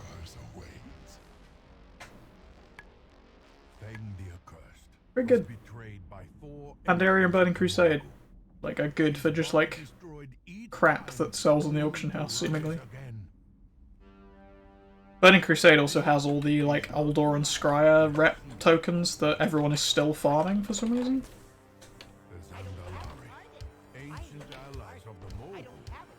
Do I need to kill the ones that run past me at the door? I've never let them run past me before, but they both just ran inside. I mean, I'll just kill them anyway.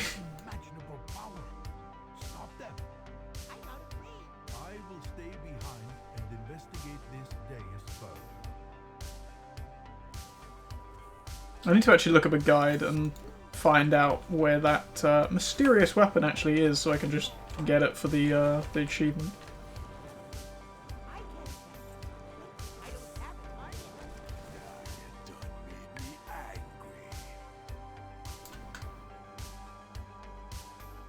I actually do want to finish off all the Pandaria, like, dungeon and raid achievements, but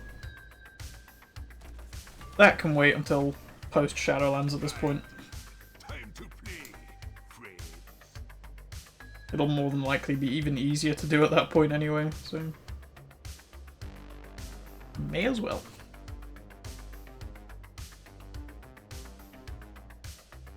I was kind of disappointed to hear that the legendary enchants and stuff for hunters are literally Azerite traits that we have already. So we're not getting anything new as hunters, we're literally just getting our Azerite traits back again. Which is a little disappointing, I'll be honest. I guess hunters are still like top DPS 90% of the time, so I guess it's kind of fair enough that we don't get like broken legendary abilities, but still. It would be nice to have something good, rather than just more Azerite traits.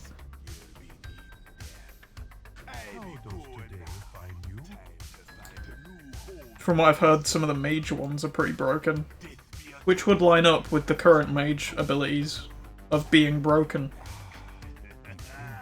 I guess we're just making them stronger. I feel like somebody at Blizzard definitely plays a mage, you know?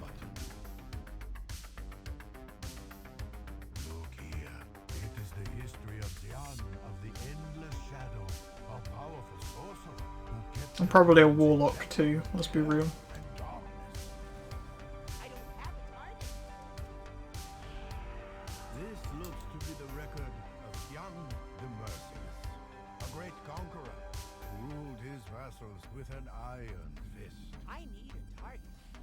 I actually still haven't looked up what the Mage Covenant abilities are. That's something I need to put some research into if I'm going to be playing Mage as one of my alts now. Also, I did put the Mage onto the PTR, I think I said at the start of the stream, and I had a look yesterday when I transferred them over the first time. But yeah, they're getting back Frostbolt and Arcane Explosion, I think, for Fire Mage. And they also are getting ranks of spells back, like they have in Classic. And I'm actually really excited to play Mage in Shadowlands now because of that, because I have played a bit of Mage in Classic. Wasn't as much of a fan of it as I am the current version of Mage, I'll be honest, but having some of that, like, having the ranks back, I really like the ranks of spells. I think that's a really cool idea. I like that, you know, mechanically, and the fact that it kind of contributes to that feeling of you growing in strength and power because you're getting more and more powerful versions of the spells. You know, you're getting like progressively better as a mage and a wizard or whatever. You know, it feels good, basically. To have more of that in the current game would be really nice. And then also giving us like more of the tool set that mages have in Classic, like the ability to cast Frostbolt to slow them, and then the Fireball to burn them like you do in Classic, and then having Arcane Explosion. More AoE stuff, that's going to be fun. I really like AoE things in this game for some reason, like big cleave attacks and multi-shot, and I think Meteor is the mage one I haven't unlocked yet. But yeah, having more AoE stuff sounds fun to me. I'm just really looking forward to playing Mage now. And I will actually get to experience some portion of the leveling experience because I'm starting at, what, like 31 in the pre-patch, which would be nice.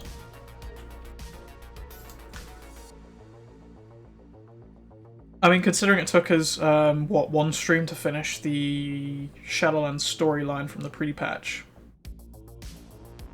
More than likely, first stream of the pre-patch when it drops, we'll be doing that on live. Probably trying to deal with all the people who are trying to infect me and turn me into a ghoul the whole time. That'll be fun. Yeah, it'll be that, but more chaotic than it was on the previous version of the stream.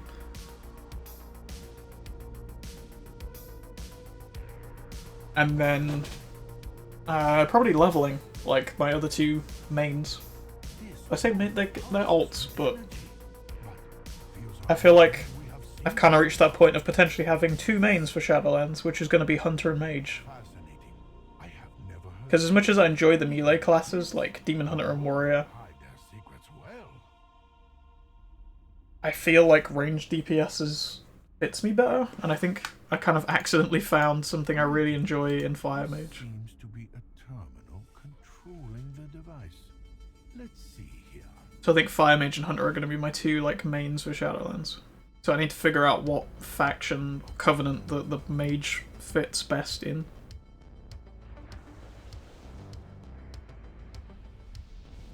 Obviously I know right now Hunter is either going to go Necrolord or Night Fae, in my opinion. Benthea seems a bit meh, and so does the Kyrian one. But Necrolord does a crap load of damage, and then Night Fae enables you to do a crap load of damage.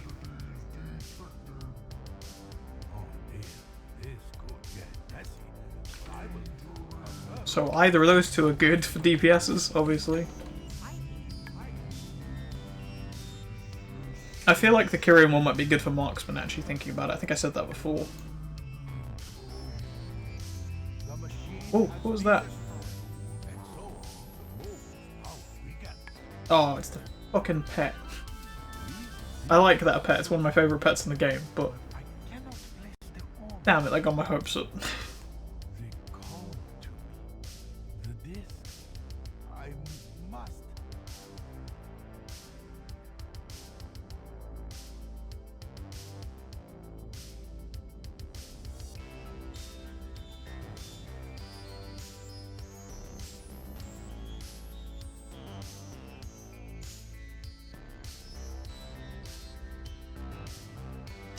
Yeah, what should we go do now?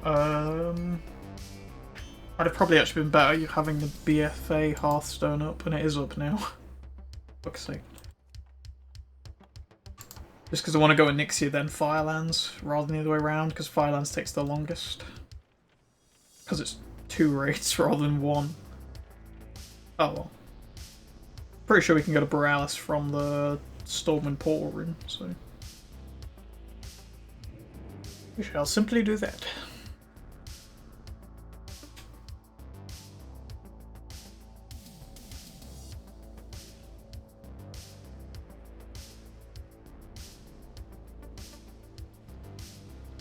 I've been really unfortunate with mount drops this stream though, Jesus. I definitely thought we were going to get something by now, but we literally got nothing off of any of them. I haven't got any of the ones I actually wanted, I haven't got any of the ones I don't want, but just want the number. Jesus. To be fair, the only raids that have things left I want now are Dragon Soul and Onyxia, out of the ones I haven't ran. And I'll run Dragon Soul off stream at some point. Same with Siege of Orgrimmar probably, although I kind of just don't like Siege of Orgrimmar in general. It's not just the fact that it's long, it's also the fact that some of the fights just fuck up because you're so strong for them now. And they just bug out in dumb ways and then you have to run through a whole bunch of crap again and you have to sit through a bunch of RP because the thing bugged out. It's a whole mess, honestly. I just really dislike Siege of Orgrimmar, if you couldn't tell.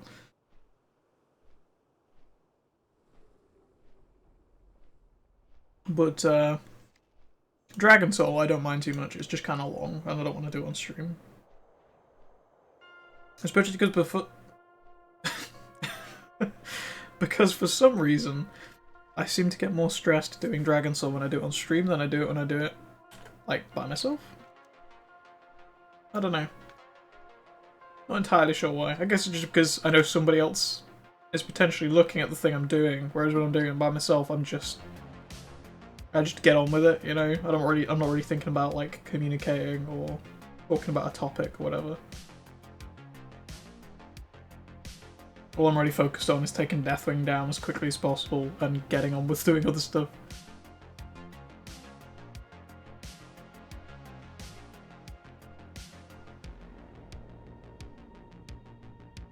Anyway, on to Onyxia.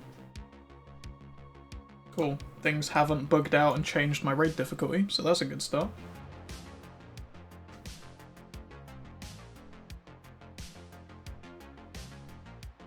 I'm trying to think if there's anywhere else I could go for mounts before I kind of finish things off with Firelands. I guess I could hit the stuff in Darkshore and see if anything drops. I haven't been over there in a while. I don't know if the reset for them has come up yet or not. I have no idea what the timer is on the Darkshore res. I've never understood how that works.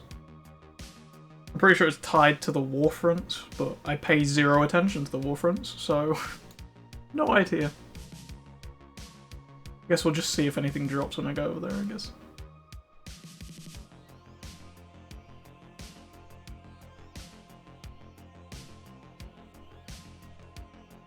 Can't say Warfronts are particularly entertaining content to do anyway.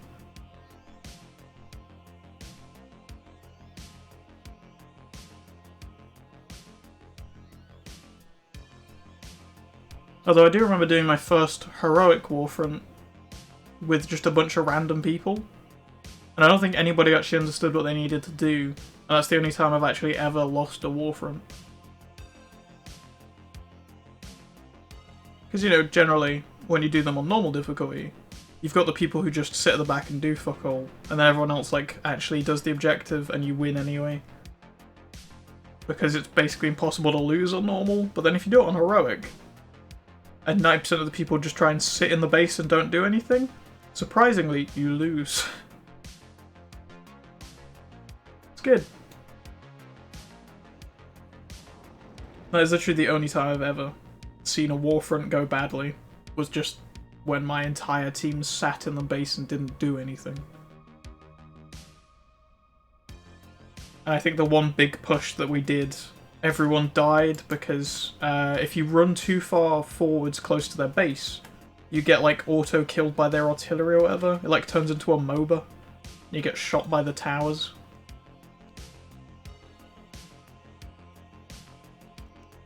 Weird. Voldoon Alpaca, 6 minutes left. Well, I'm definitely not getting to Voldoon in 6 minutes, but that's a miss. Huh.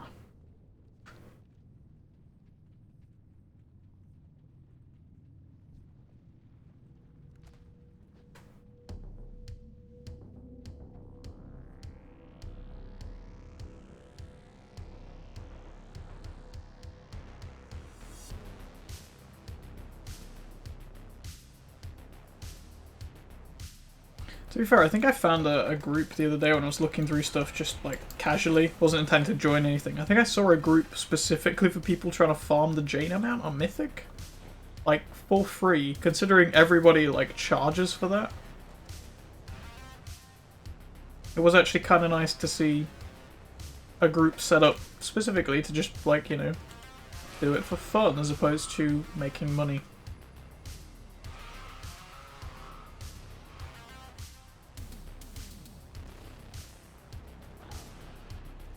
Die already? Thank you.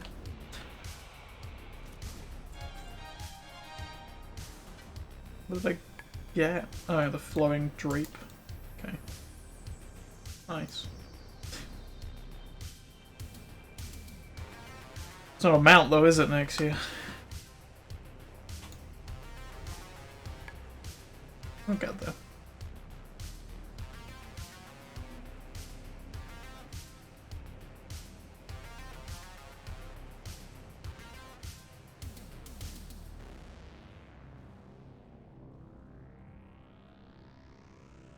The Onyxian Drake is one of the coolest looking drakes though, to be fair. It's just, it looks so much more unique than most of the other ones. I also still want the Blazing Drake, the one that kind of looks like Alexstrasza or whatever. Has the like giant horns and the updated Drake model, so it's not just like a weird blocky sausage. Looks like an actual dragon.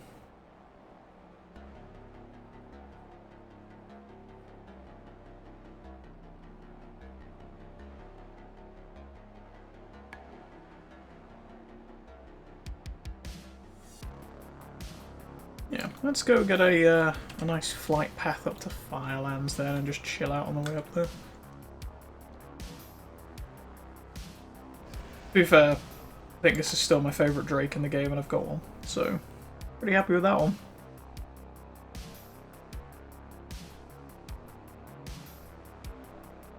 Also, weirdly, one of the easiest Drakes to acquire in the game. Kind of like Hearthsteed, right? It looks like Hearthsteed is one of the coolest looking horses in the game. Also, like, the easiest one to get out of all of them. Because you just play Hearthstone.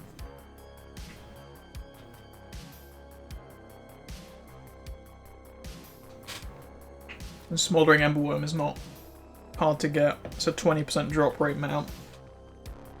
Which is literally higher than some quest items in Classic WoW. So, I mean, it's really not hard to get in comparison to the other mounts in the game.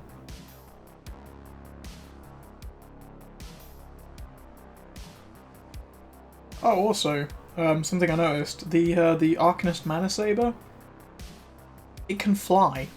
It's like, it grows wings when you, like, are in an area where you can fly. It's so cool. I think that's one of my favourite mounts now as well. I just really wasn't expecting it to just sprout wings. Like, I went, oh, I'll just, you know, I'll jump around in this area on my Mana Saber, and then it just took off. Like, oh, okay. Oh yeah, I'm aware there's a quick way to get to Mount Hyjal. You just Hearthstone back to Stormwind and then take the boat from like Darkshore and just fly straight up there. I just thought I'd take a, you know, a nice chill ride over there rather than like hopping around between everywhere again. Or is there a portal literally in Stormwind as well? Yeah, thought so. Yeah, there's the like circle of Kata places in there. Stonecore and stuff. To be fair, could also run Stonecore because I haven't got the mount from there either yet. Well, where's the like closest landing spot, I guess?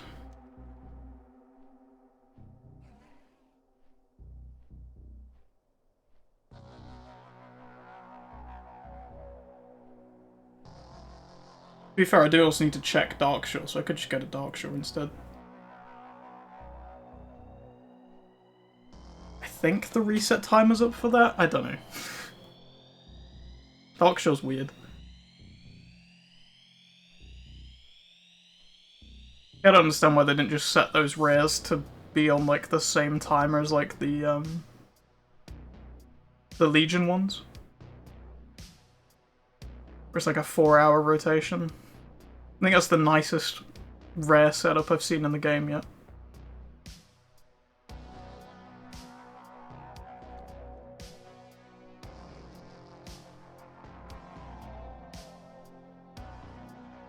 Yeah, I just don't actually know when the Warfront cycle is, because I never paid attention to the Warfronts.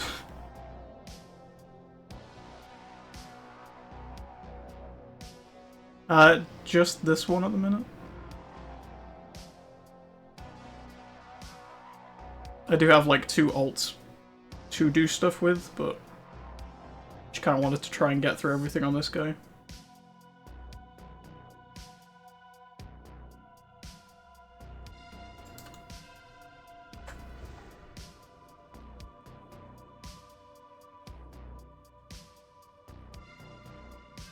I should really just set my hearth back to fucking Borealis rather than this hellhole.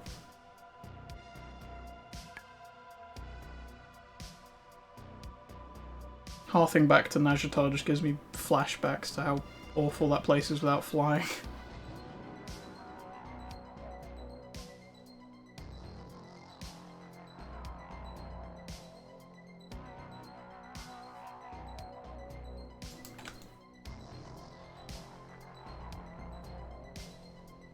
And grab cloaks from the vendor that teleport you to Stormwind, really? Shit, that's useful. There's 3 of them and they're on different... Jesus. Wow, okay. Yeah, that really would help. Yeah, I'll pick those up soon. Damn. Yeah, I've always just used my, like, 2 Hearthstones, because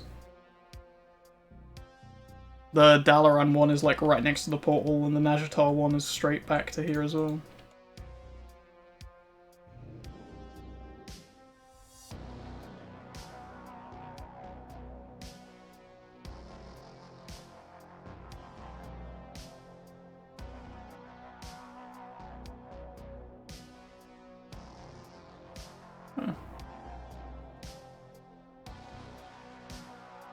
Yeah, I'll have a look at the guild vendor stuff when I've finished up with everything, I guess, now. How fortunate. Well, according to my, like, checker thing on the side, I haven't done them, so I guess I'll try it.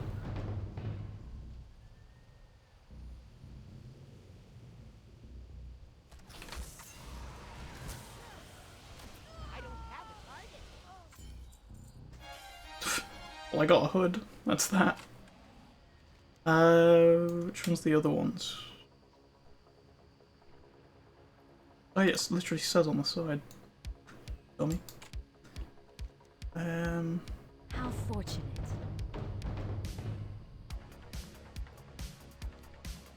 Alright, Moxo's over there. Oh. Wait, where's Cross? Oh, literally below me. Nice.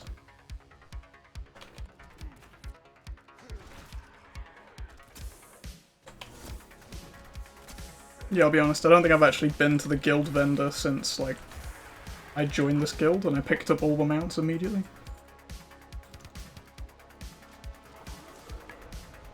I think the only mount this guild didn't have is the one from WoD. I'm still missing that one.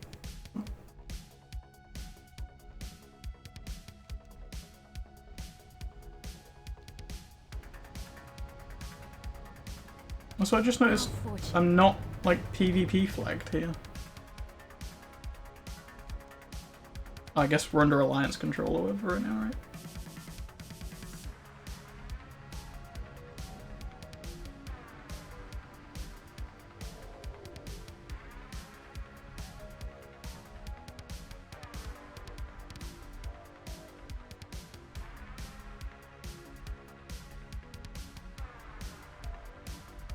How fortunate. Yeah, he's dead on the floor. Cool. Oh, he drops a cat mount. Oh, it's that one. Like, unarmored.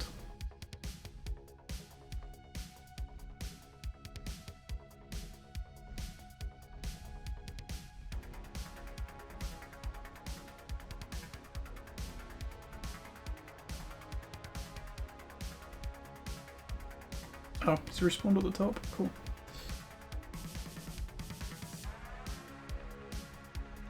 Are there any other items like that then that teleport you back to Stormwind or other locations that'd be helpful? I know there's a few different like Hearthstone toys and stuff you can pick up.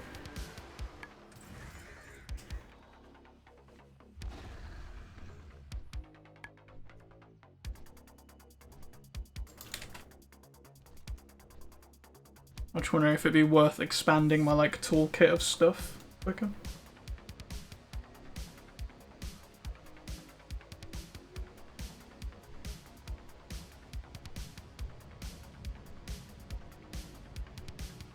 Alright, okay. But I suppose if you're using the tool, okay. I suppose if you're using the toys, you don't need to carry around as many Hearthstones in your bag, so you get an extra slot or two at least.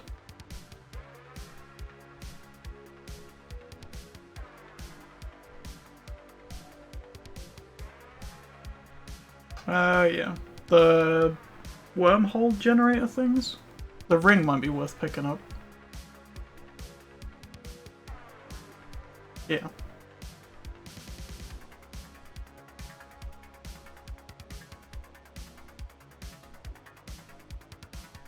I did think about making the wormhole generators, but I don't know if it's worth it. 250k for a ring? Yeah, I think I'm good, to be honest. Just stick to some cloaks, I guess. That'll do. Might try and get one of the Hearthstone toys though, just to free up an extra slot. Be nice. Yeah, it's true.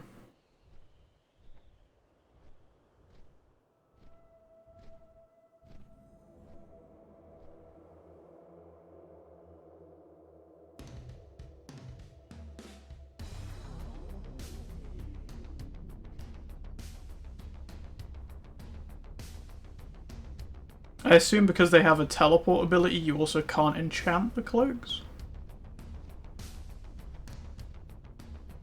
I was just wondering if I could put, like, Goblin Glider on them and then I wouldn't have to keep swapping pets as often on my hunter.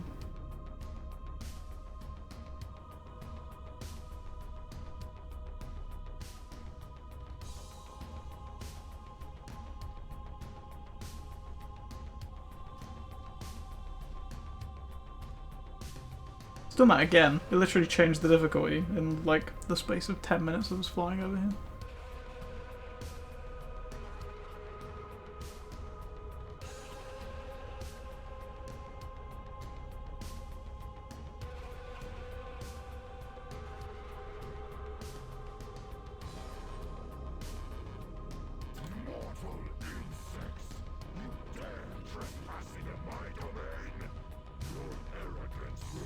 Yeah. I guess it makes sense that you can't enchant them if they already have an effect, because otherwise it's like 2 abilities that would trigger every time you click it. That'd be a bit odd. Might be able to put like basic enchants on. Oh, fuck off, really. They're gonna net me as well probably soon. Nope, managed to get out of that. Nice.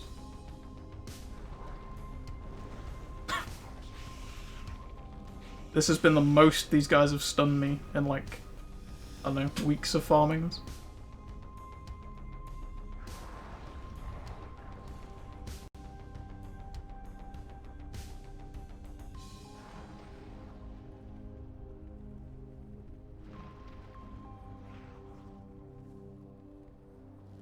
Yeah, I'll definitely pick up those cloaks. Sounds like a really useful thing to have.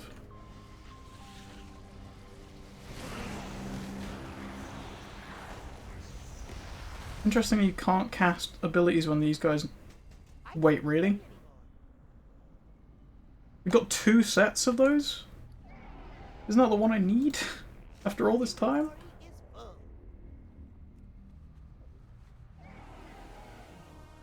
Pretty sure that's the one piece I'm missing from the full, like, heroic set or whatever.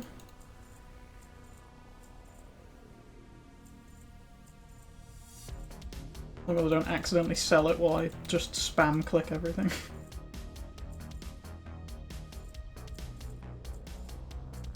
I mean, it's okay, there's a spare on the thing anyway. Yeah, that can... I'd say it can go, but no it can't, can it? Because it's,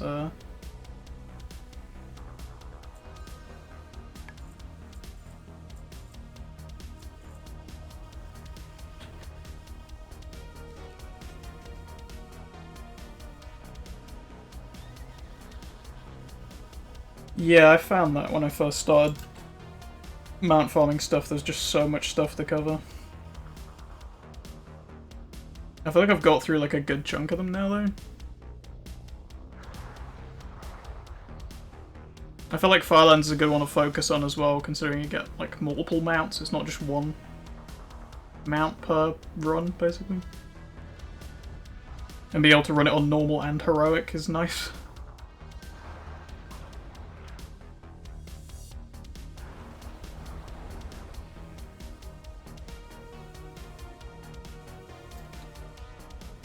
Yeah, that's fair enough.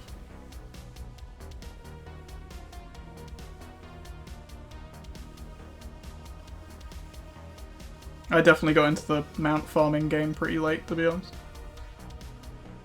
Just need the other one. Ah, okay, fair enough. Yeah, I'm still missing both of them.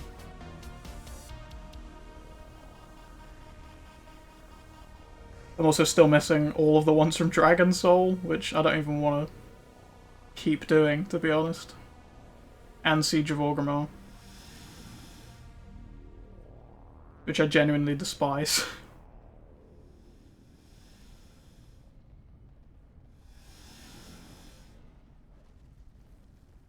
Oh, I definitely did this the wrong way around this time. Yep. Fuck.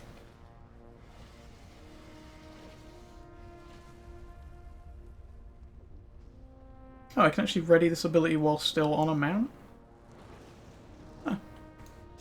Was not aware.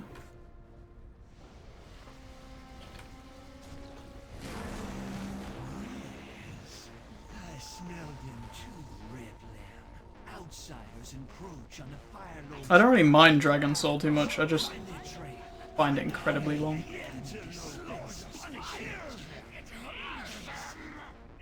But Siege of Orgrimmar, I just... It's not just the length of it, but also all the RP stuff and the fact it can break constantly. Which makes it unbearable.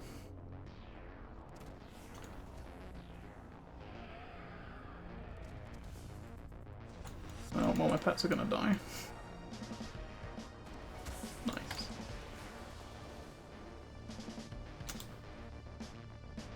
Using 2 from Dragon Soul.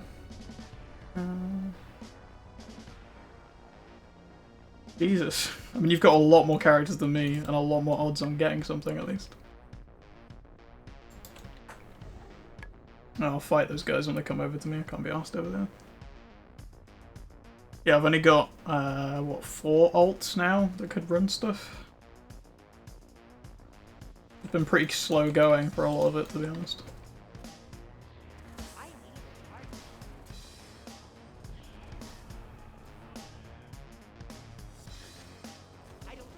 I still haven't got anything from Dragon Soul.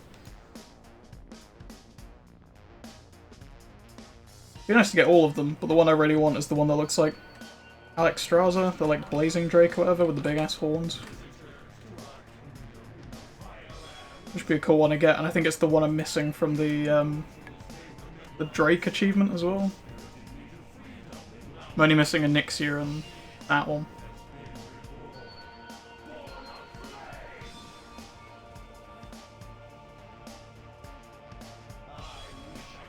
It'd be nice to just finish off the set.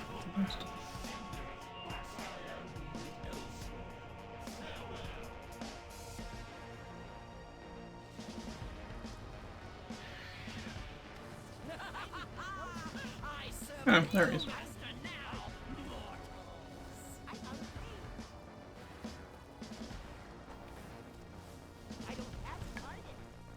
Oh, cool. She actually fell to the ground this time.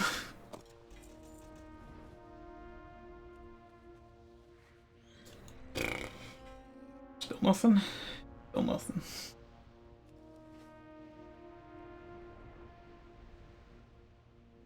Yep.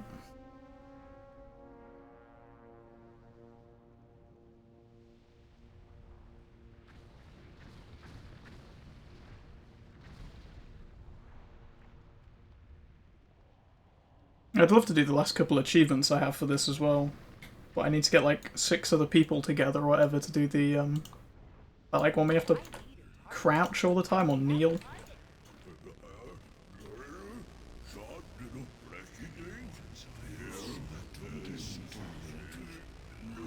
That's the only one I'm missing, and the one for like leading the guy around to all the locations. But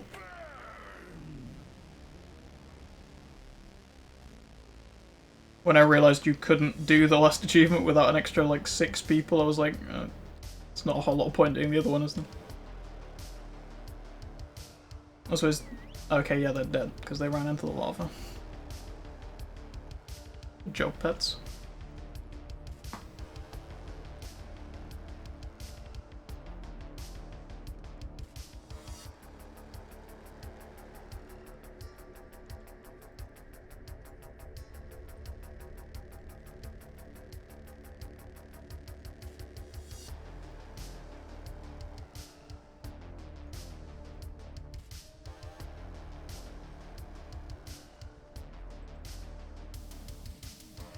I'm trying to think of other stuff I still have left to, like, farm that would be enjoyable. We need 3 people for it now. Damn.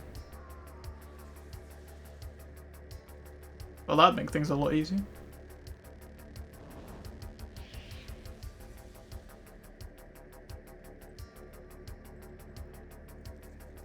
Yeah, that's fair enough. I only started playing again, like at the...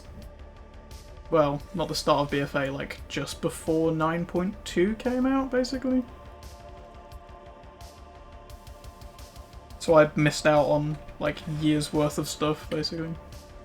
I stopped playing during Kata. So I had years worth of mount farming to catch up on.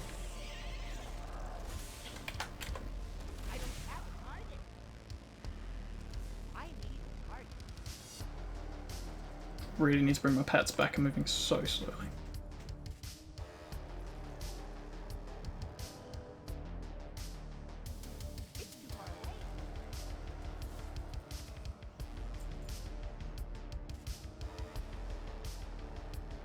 Oh, it's going around the corner again, isn't it?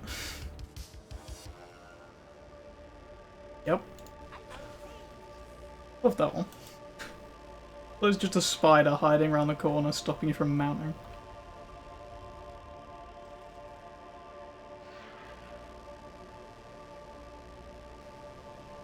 I think I've got everything from Burning Crusade now, apart from the Sky Guard and Midnight.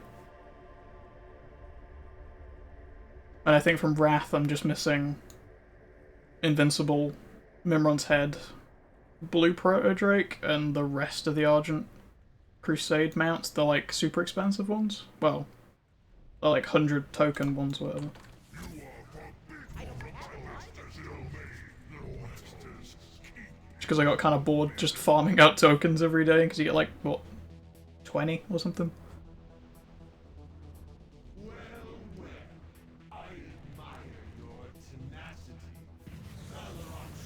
I really enjoyed the Argent tournament stuff to begin with. 17 a day, damn. Yeah, it's not a lot. I really enjoyed it to begin with, like, all the different variety, and it felt very different from everything else I was doing in the game. Like, when you first start out doing it, it's almost like that sort of knight roleplay, like you're going off and saving maidens and retrieving blades and all the rest of the stuff, and then eventually it just becomes kinda repetitive. Month of dailies, Jesus, yeah. Yeah, I feel like I'm gonna be taking like a couple weeks break before the pre-patch hits is my plan. Just to like refresh myself so that I can go into Shadowlands and just hit everything rather than like burning out immediately, basically. Yeah. I think I might leave the rest of the Argent tournament stuff until like I finished all my Shadowlands stuff. And then come back and do it. I feel like that'll be more enjoyable, to be honest.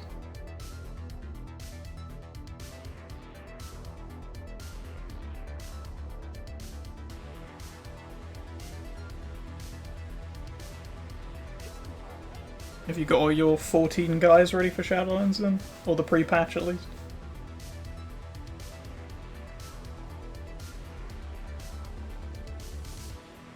Feels like a lot of people have like got all their mains and stuff set up ready now.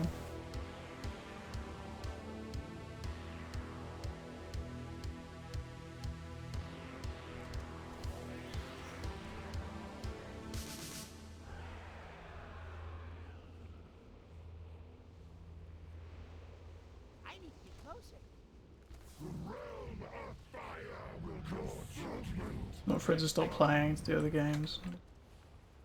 Ah, okay. Yeah, that's fair enough. I mean, that's basically all I've been doing is mount farming. And gold farming here and there. Your time is now. Like, I joined a guild during 9.2 and did like a raid or two with them, and then all of them stopped playing to go and play Classic, so I've basically just had nobody to like raid with or do any big group content with. Heroes, he is bound.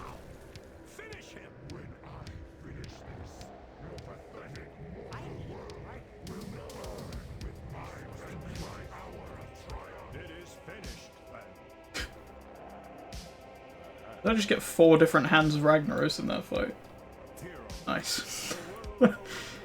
Such a rare and legendary weapon, I've got 4 of them. Upon leveling 14 to start the expansion, make gold from professions. Yeah, I've been trying to set up all my profession guys as well.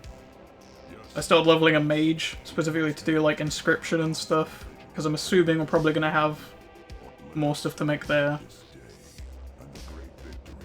I made a second hunter for leatherworking, because I know leatherworking has been really good for like the past 2 expansions.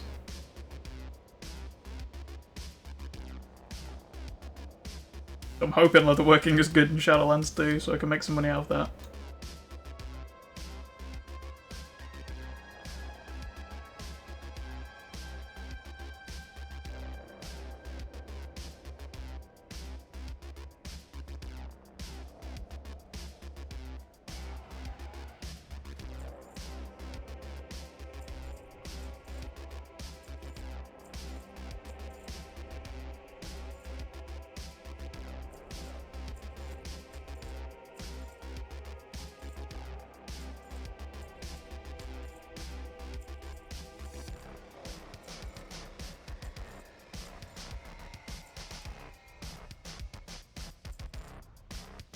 Oh, maybe it is the right item. I'm gonna go see if I can get the last piece I need for the transmog then. It's gone straight to my protected bag slot. Hopefully something good.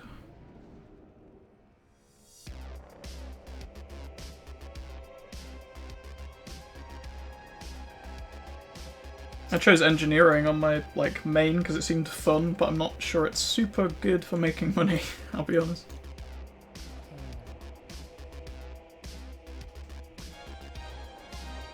Nice. There we go. That's both versions of that done. Finally.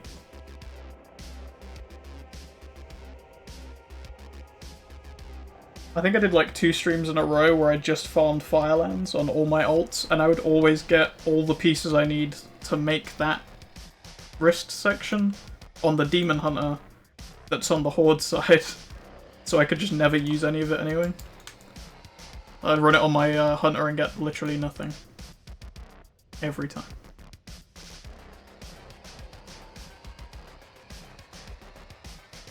Yeah. I've been trying to farm up the parts to sell the turbocharged flying machine or whatever. So that's been going for like 25,000 on this server pretty consistently. So that might be worth making up a few of those.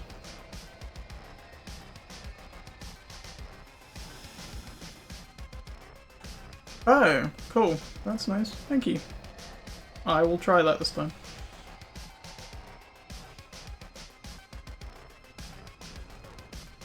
The question is, does that kill you? I'm assuming so, because I'm pretty sure I fell off before when I was running down that hill. Pretty sure that killed me.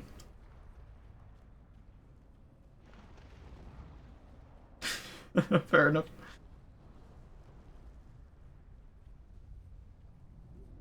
The gold repair cost for hunters is weirdly high.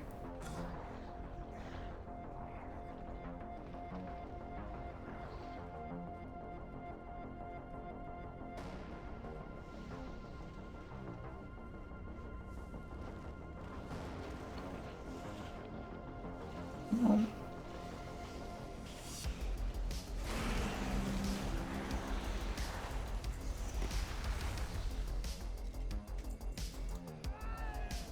Their disorient is really irritating sometimes.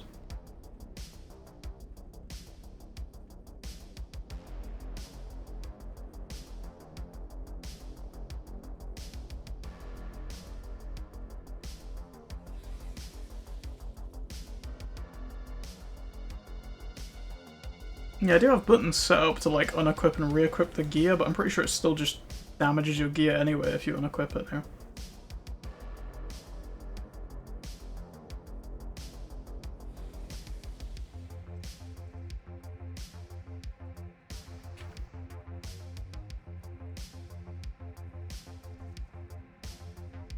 Still going to take a little bit of a gold loss by doing that, but you're right, it is definitely faster.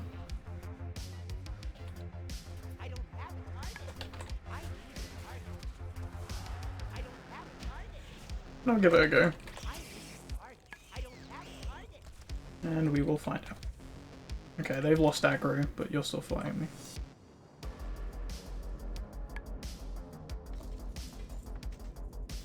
Which I assume means there's a spider hiding around the corner, right? I know it's that guy. Again. Oh, yep, the spiders came back.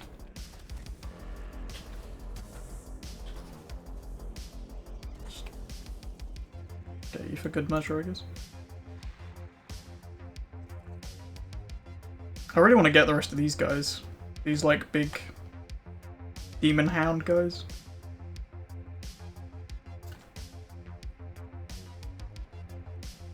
I think these guys look really cool. I want the, one you get from Blistermore, the, like, orangey one. I think that one will look cool.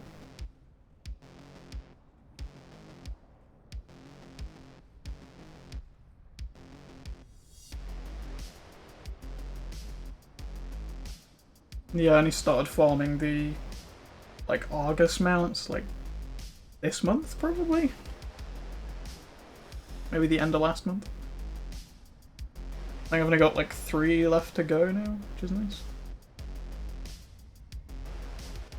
I generally prefer the Argus rare system to any of the other rares in the game. It's a really nice way of setting them up. Yeah, I mean, I feel like that's all I've got left now, and I'm only like halfway through the amount of mounts in the game or something like that, I think. And it feels like most of them are either 0.1% drops or month-long grinds doing some weird thing in the middle of nowhere. Oh, half of them didn't die, that's why. There we go. Outsiders encroach on the Fire Lord's private grounds. Find their trace. Find them for me, that I may dispense punishment. I don't have a target.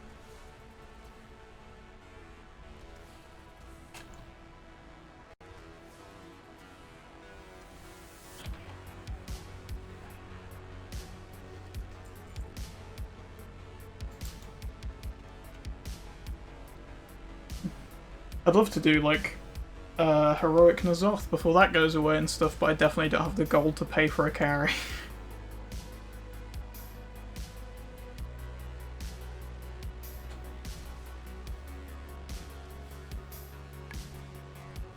I feel like I'd really weigh down a team doing Mythic Jaina as well, because I don't know the mechanics for Mythic.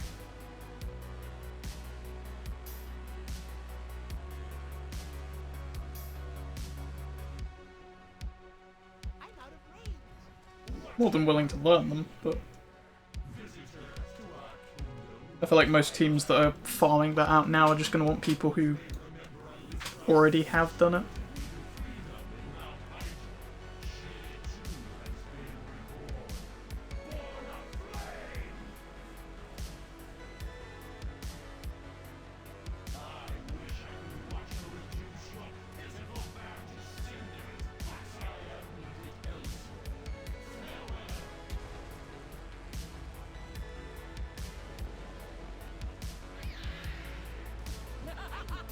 I serve a new master now, mortals.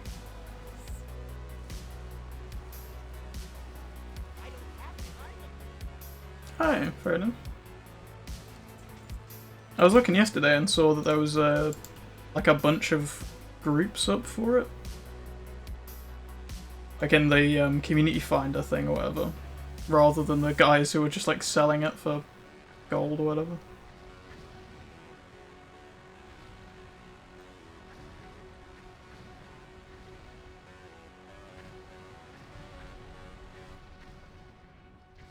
Yeah, that makes sense. Is it only one person per run that gets the mount job?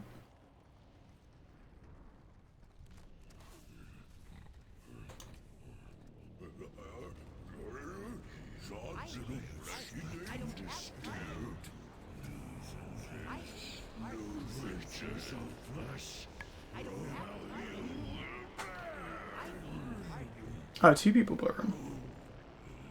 Fair enough. Yeah, I think I might have to start looking for a new guild, unfortunately. I'd love to stay in the one I'm in, because there are a bunch of really nice people, but they just... I mean, I guess I'll wait till the start of Shadowlands, but they ain't here. Like, there's maybe 3 people active a day, and that's it. Whereas when I joined back in 9.2, it was, like, always active, and there were always people talking. Now there's nobody here.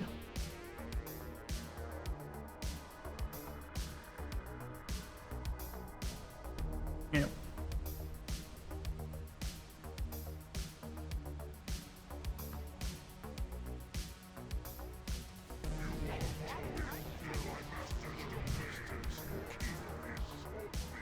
Yeah, it makes sense. I think a lot of the guild I'm in left to go and play Classic when that came out.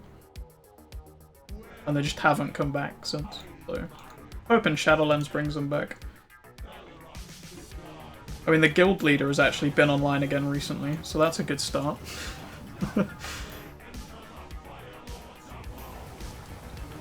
So I've only got one of my bets. The other one go. There we go.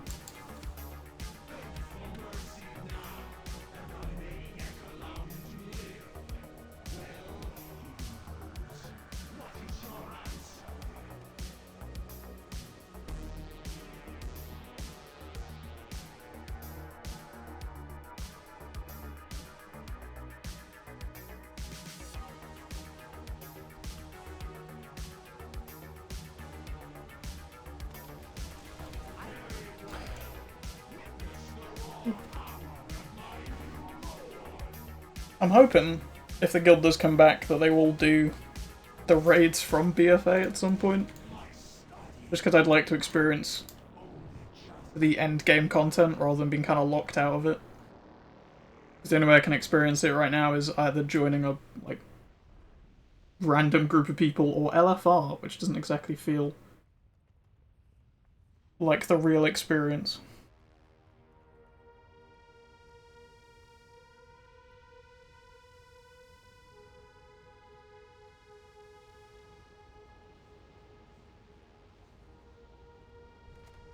I think the first LFR raid I ever joined was probably the most toxic thing I've done in this game, I'll be honest.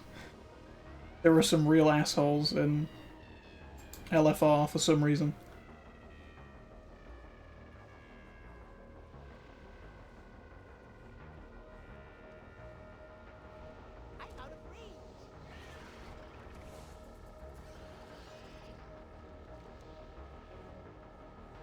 Yeah, I definitely feel like I kind of missed out on a big part of the gameplay experience by not being able to do the raids. Which kind of sucks. That's what it is.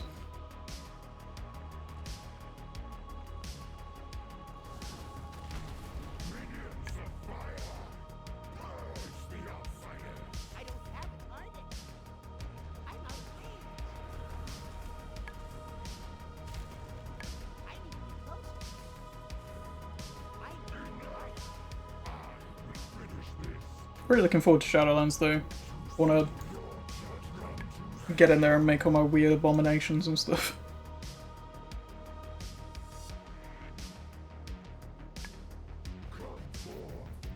I did consider the idea of making like 2 more hunters and just having a hunter in every covenant so I could just hot swap between them rather than having to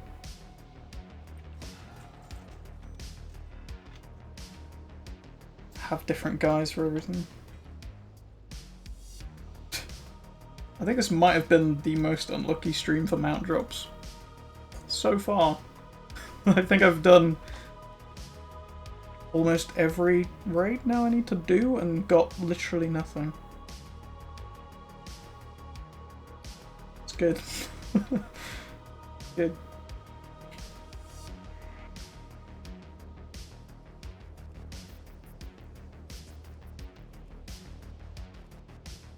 Where is that? Fair enough. assume it's a English. I assume it's a phase that isn't in if you kill everything quickly enough.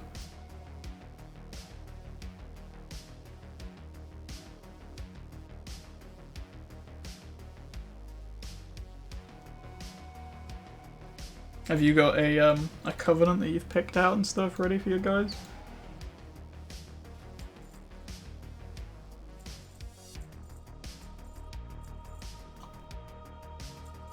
Or are you just waiting to see how everything falls first?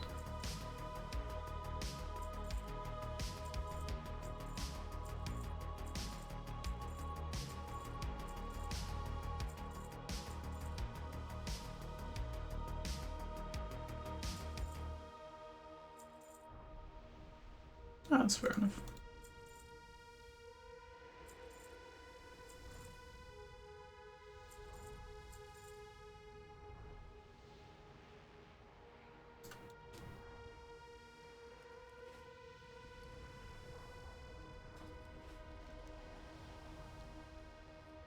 Oh right, you mean into the lava, right? Like next to Ragnaros? I have the beta but I haven't logged into it. Right, fair enough. I still haven't got beta access. I've been wanting to test stuff out from the fucking start and haven't got in at all.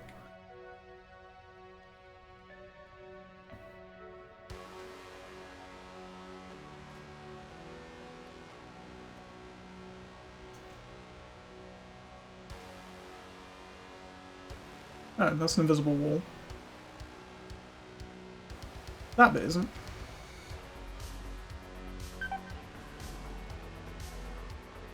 Yeah, true. Does that gear take damage? Ah. No, you're right, it doesn't. Holy shit. Thanks for that tip. That is really useful. Where else do I need to go? Dormant for stone core, right?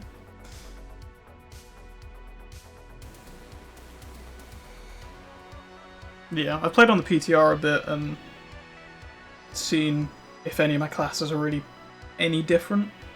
And it seems like Hunter is basically the same, we just have less focus. It looks like Mage is getting a lot of changes. Like they're getting ranks back and a couple different abilities and stuff. Which is cool. I like the idea of having different spell ranks and stuff.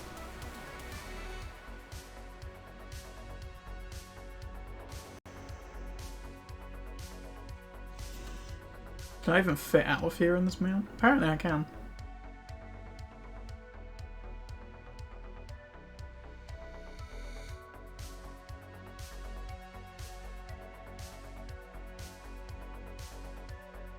I mean, just clipping through the walls.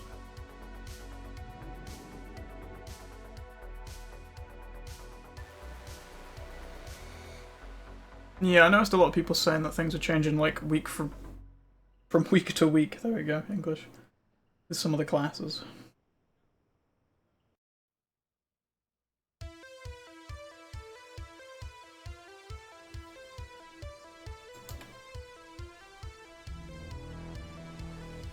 To be honest, I think I'm most excited about just being able to play Torghast, because that seems really fun.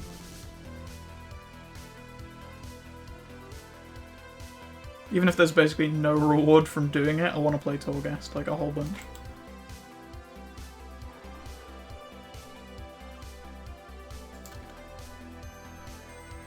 The idea of a roguelike inside WoW just super interests me.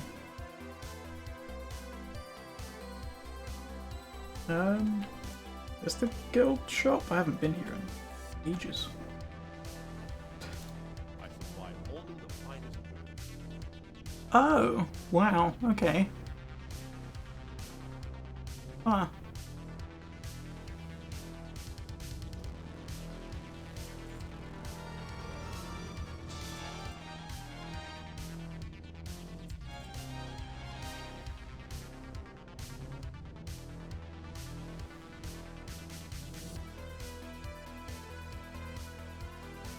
There's also a bunch of like heirlooms I haven't picked up. Not there's much point in them now, I don't think.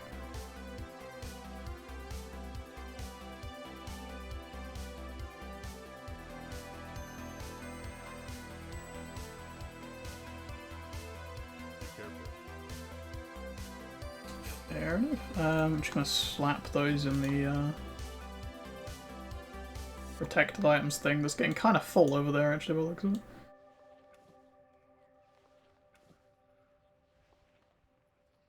Yeah, very full, actually.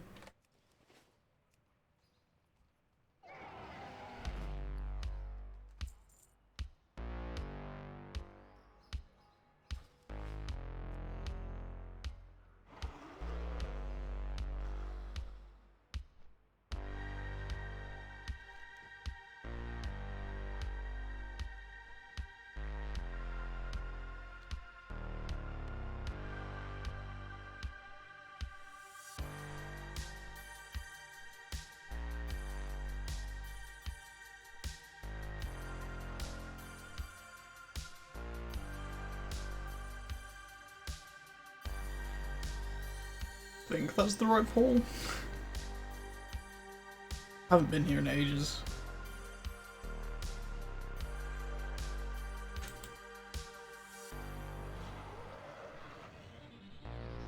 I also don't remember which one of these is the exit. The one I didn't check.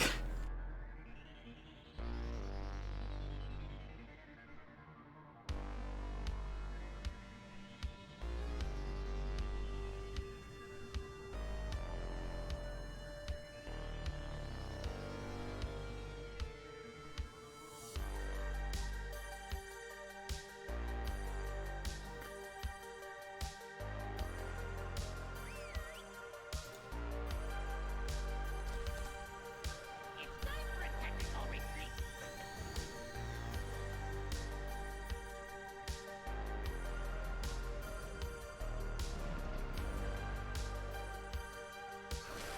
Don't say I didn't warn you.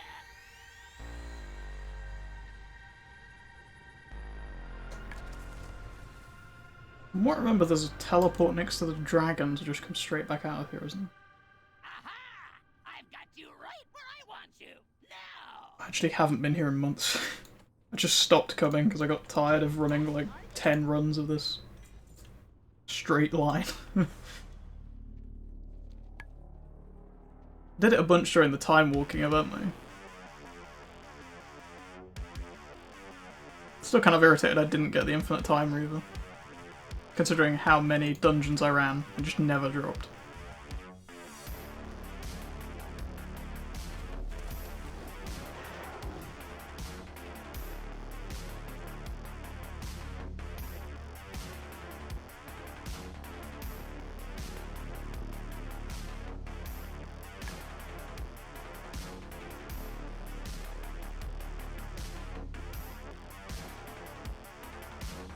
Yeah, it's that thing, isn't it? Stone Cold Teleport. Honestly, all dungeons should just have one of those.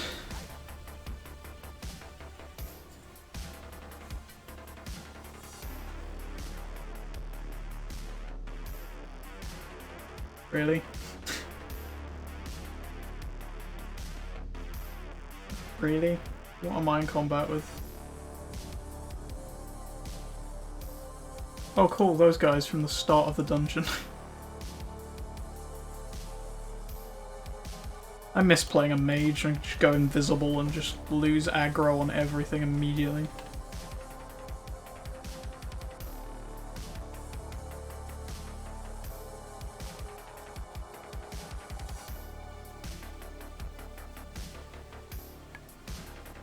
Is there a version of the rocket boots or whatever that mages can wear? Thinking about it.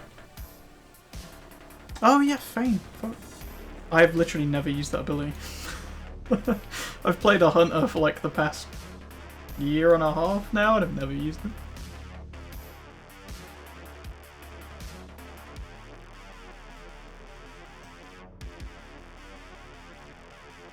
Make sure it's reset.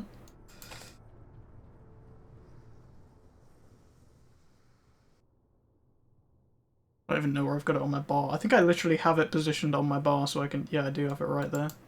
I have it positioned so it's in, like, easy clicking distance.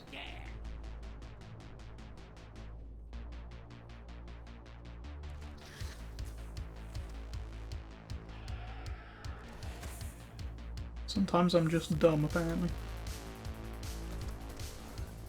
Follow me if you dare.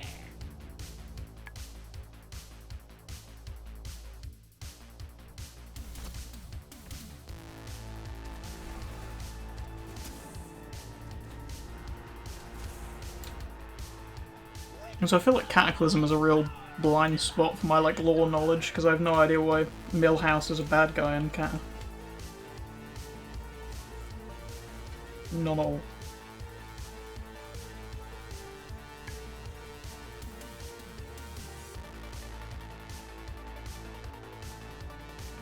Oh, that's something I also need to check, is if the Shadowlands book is actually available now, because everyone did that like Audible deal a little bit back. And I tried to get the Shadowlands audiobook and it just wasn't there. So I ended up getting the BFA one instead. Which is pretty good actually. I like the BFA audiobook.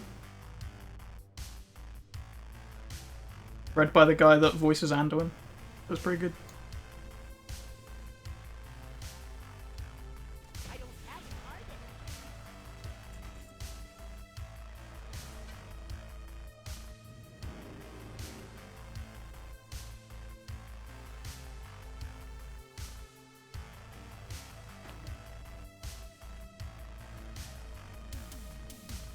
I definitely feel like I don't use my Hunter toolkit as much as I should do.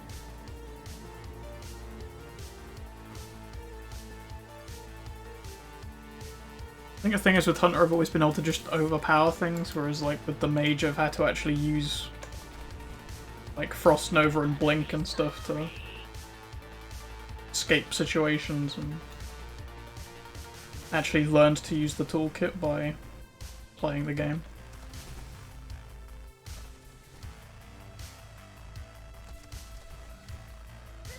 Whereas playing Hunter, you can kind of just brute force everything generally.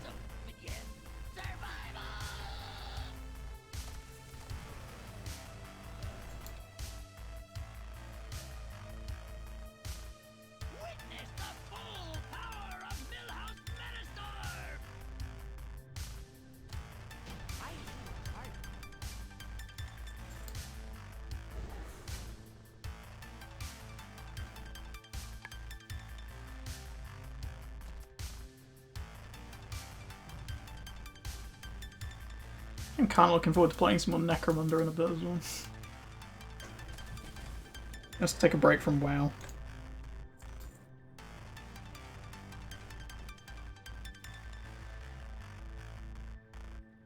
With everything going on, the world kind of just been going hard on WoW for like the past, well, like 4 or 5 months and doing fuck all else basically.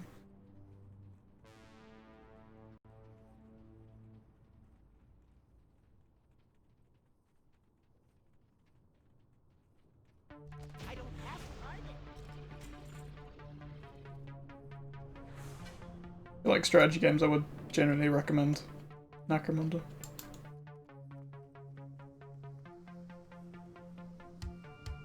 It is a little bit janky currently though.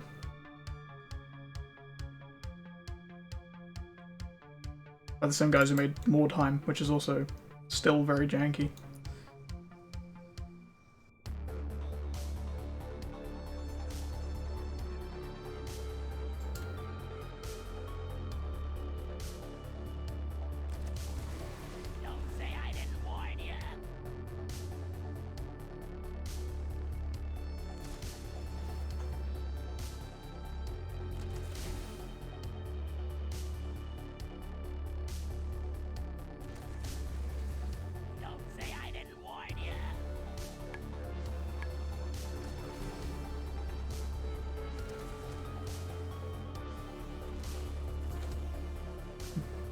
What is it you main then, anyway? I feel like I should have asked that all already by now, to be honest.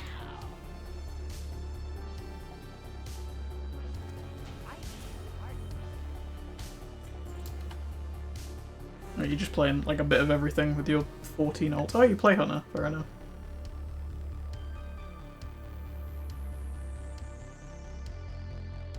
Yeah, I enjoy Hunter. It's the class I started out with this time.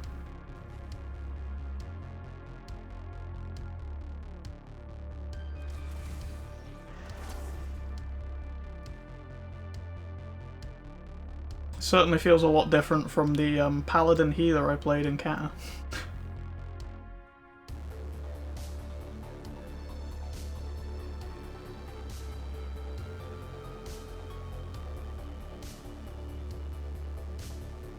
Although the paladin healers I've seen in BFA seem to be, like, ridiculously strong for some reason. I was doing like a heroic dungeon just to grind up some like item level on gear. And there was a paladin hunter running around just like clearing the dungeon by himself, like not even waiting for the tank to get there. That was a bizarre scenario.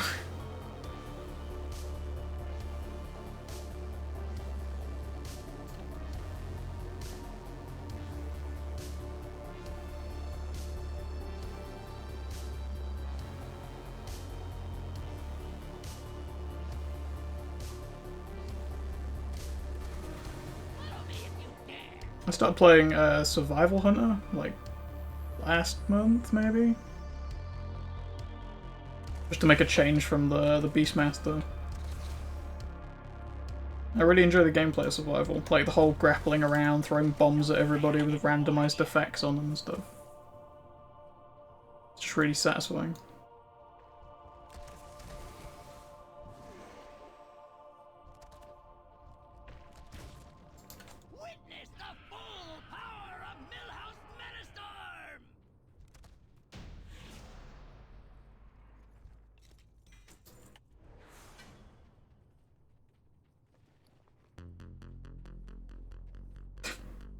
Keep catching that without meaning to. We've got 5 pairs of plate gloves so far. That's good. My worry is we're going to hit instance lockout before we even hit 10. Because of all the other crap I ran recently.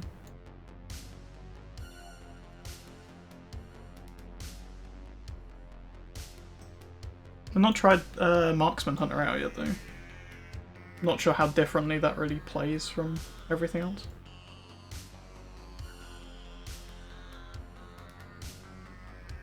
I assume quite a bit, considering it's not got as heavy a focus on like pets and stuff.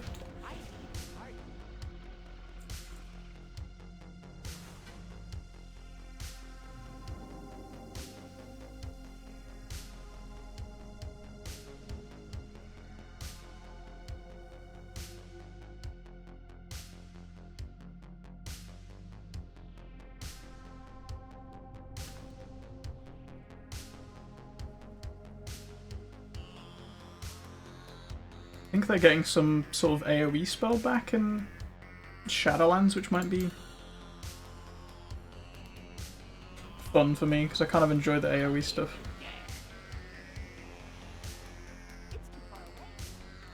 Doing like big cleaves through groups is quite satisfying.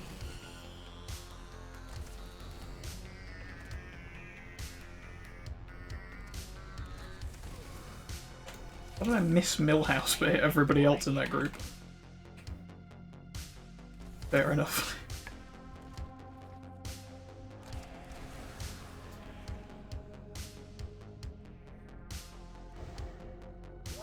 Not even gonna bother looting the worm this time. It's slowing me down too much.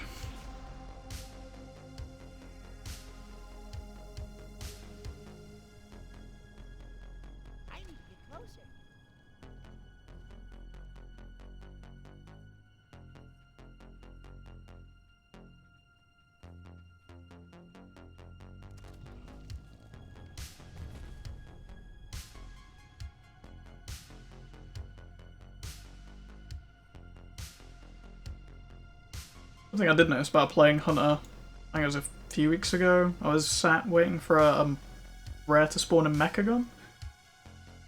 If you have a Spirit Beast out, you actually have more health than warriors with a higher item level than you, which seems a little bit broken.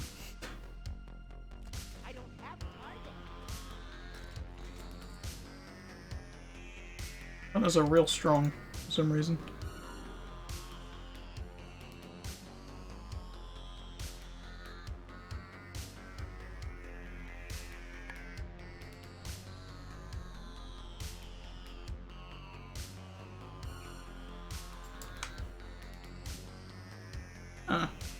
That counts as a rest area right outside that dungeon. That's nice.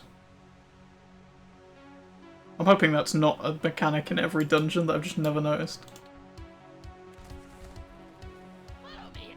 It would make sense that it is, actually, thinking about it, because then it allows you to swap skills out and stuff and prep for the dungeon.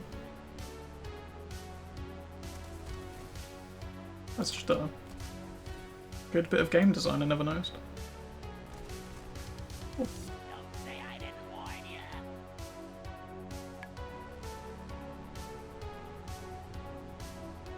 Honestly, I think I might kind of wrap things up soon. I think I've hit all my raids that I can do, apart from the stupidly long ones. I think this is the only dungeon I can really farm right now. I've done all the other ones that are repeatable, apart from, like, is it Strathholm or the other one? Scholarmance, something like that. Gives you a horse, I think. The only one I'm missing that I can actually, like, repeatedly go to.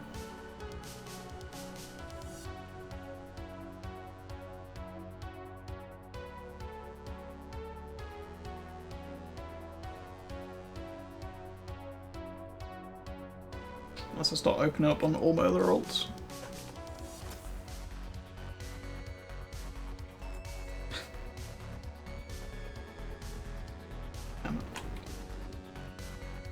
We stopped getting gloves as well, so I can't even use the gloves to figure out how many times I've ran the dungeon.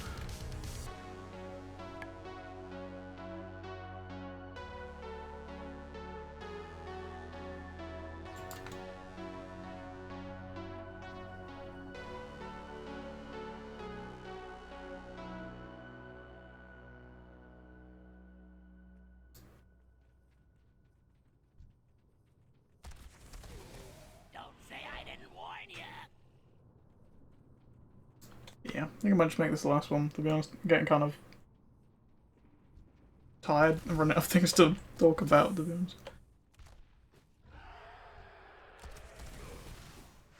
Follow me if you dare.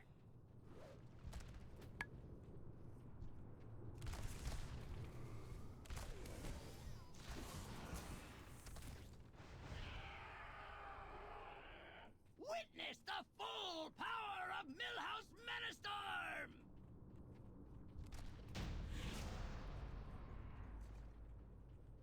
Oh, god damn it. I'm out of range.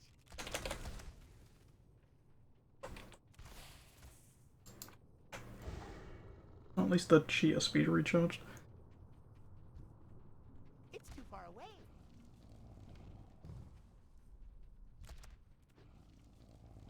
I think I need to get some rocket boots or something like that as well, just to help speed through this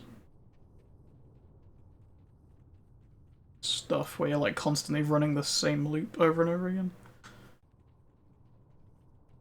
Because doing this, I feel like drains me way more than just running like a big group of raids. Like, it's a lot of stuff to get through, but you're constantly changing scenery, you're constantly seeing different bosses, you're constantly getting different loot and stuff, whereas this is just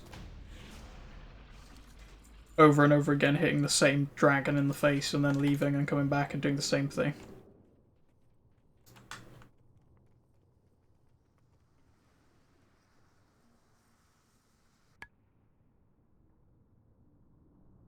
Sometimes the repetitive nature of this stuff really, it hits me differently, you know? Nope, that literally is the last one we can do. Right, fair enough. Yeah, thank you for watching, thank you for coming in and having a chat. It was really nice. Sorry I kind of died out towards the end of that. I don't usually stream for like 3 hours in a row, I'll be honest. Sort of run out of energy after like 2 hours of talking, I'll be honest. But thank you for watching. It's a shame we didn't get any mounts. That would have been nice. But I got a bunch of eggs to hatch at some point. I'll probably do another like gold farming stream at some point next week. Thinking about streaming just like Necromunda and maybe some Path of Exile, different stuff next week. So anyway, I'll see you guys in a bit.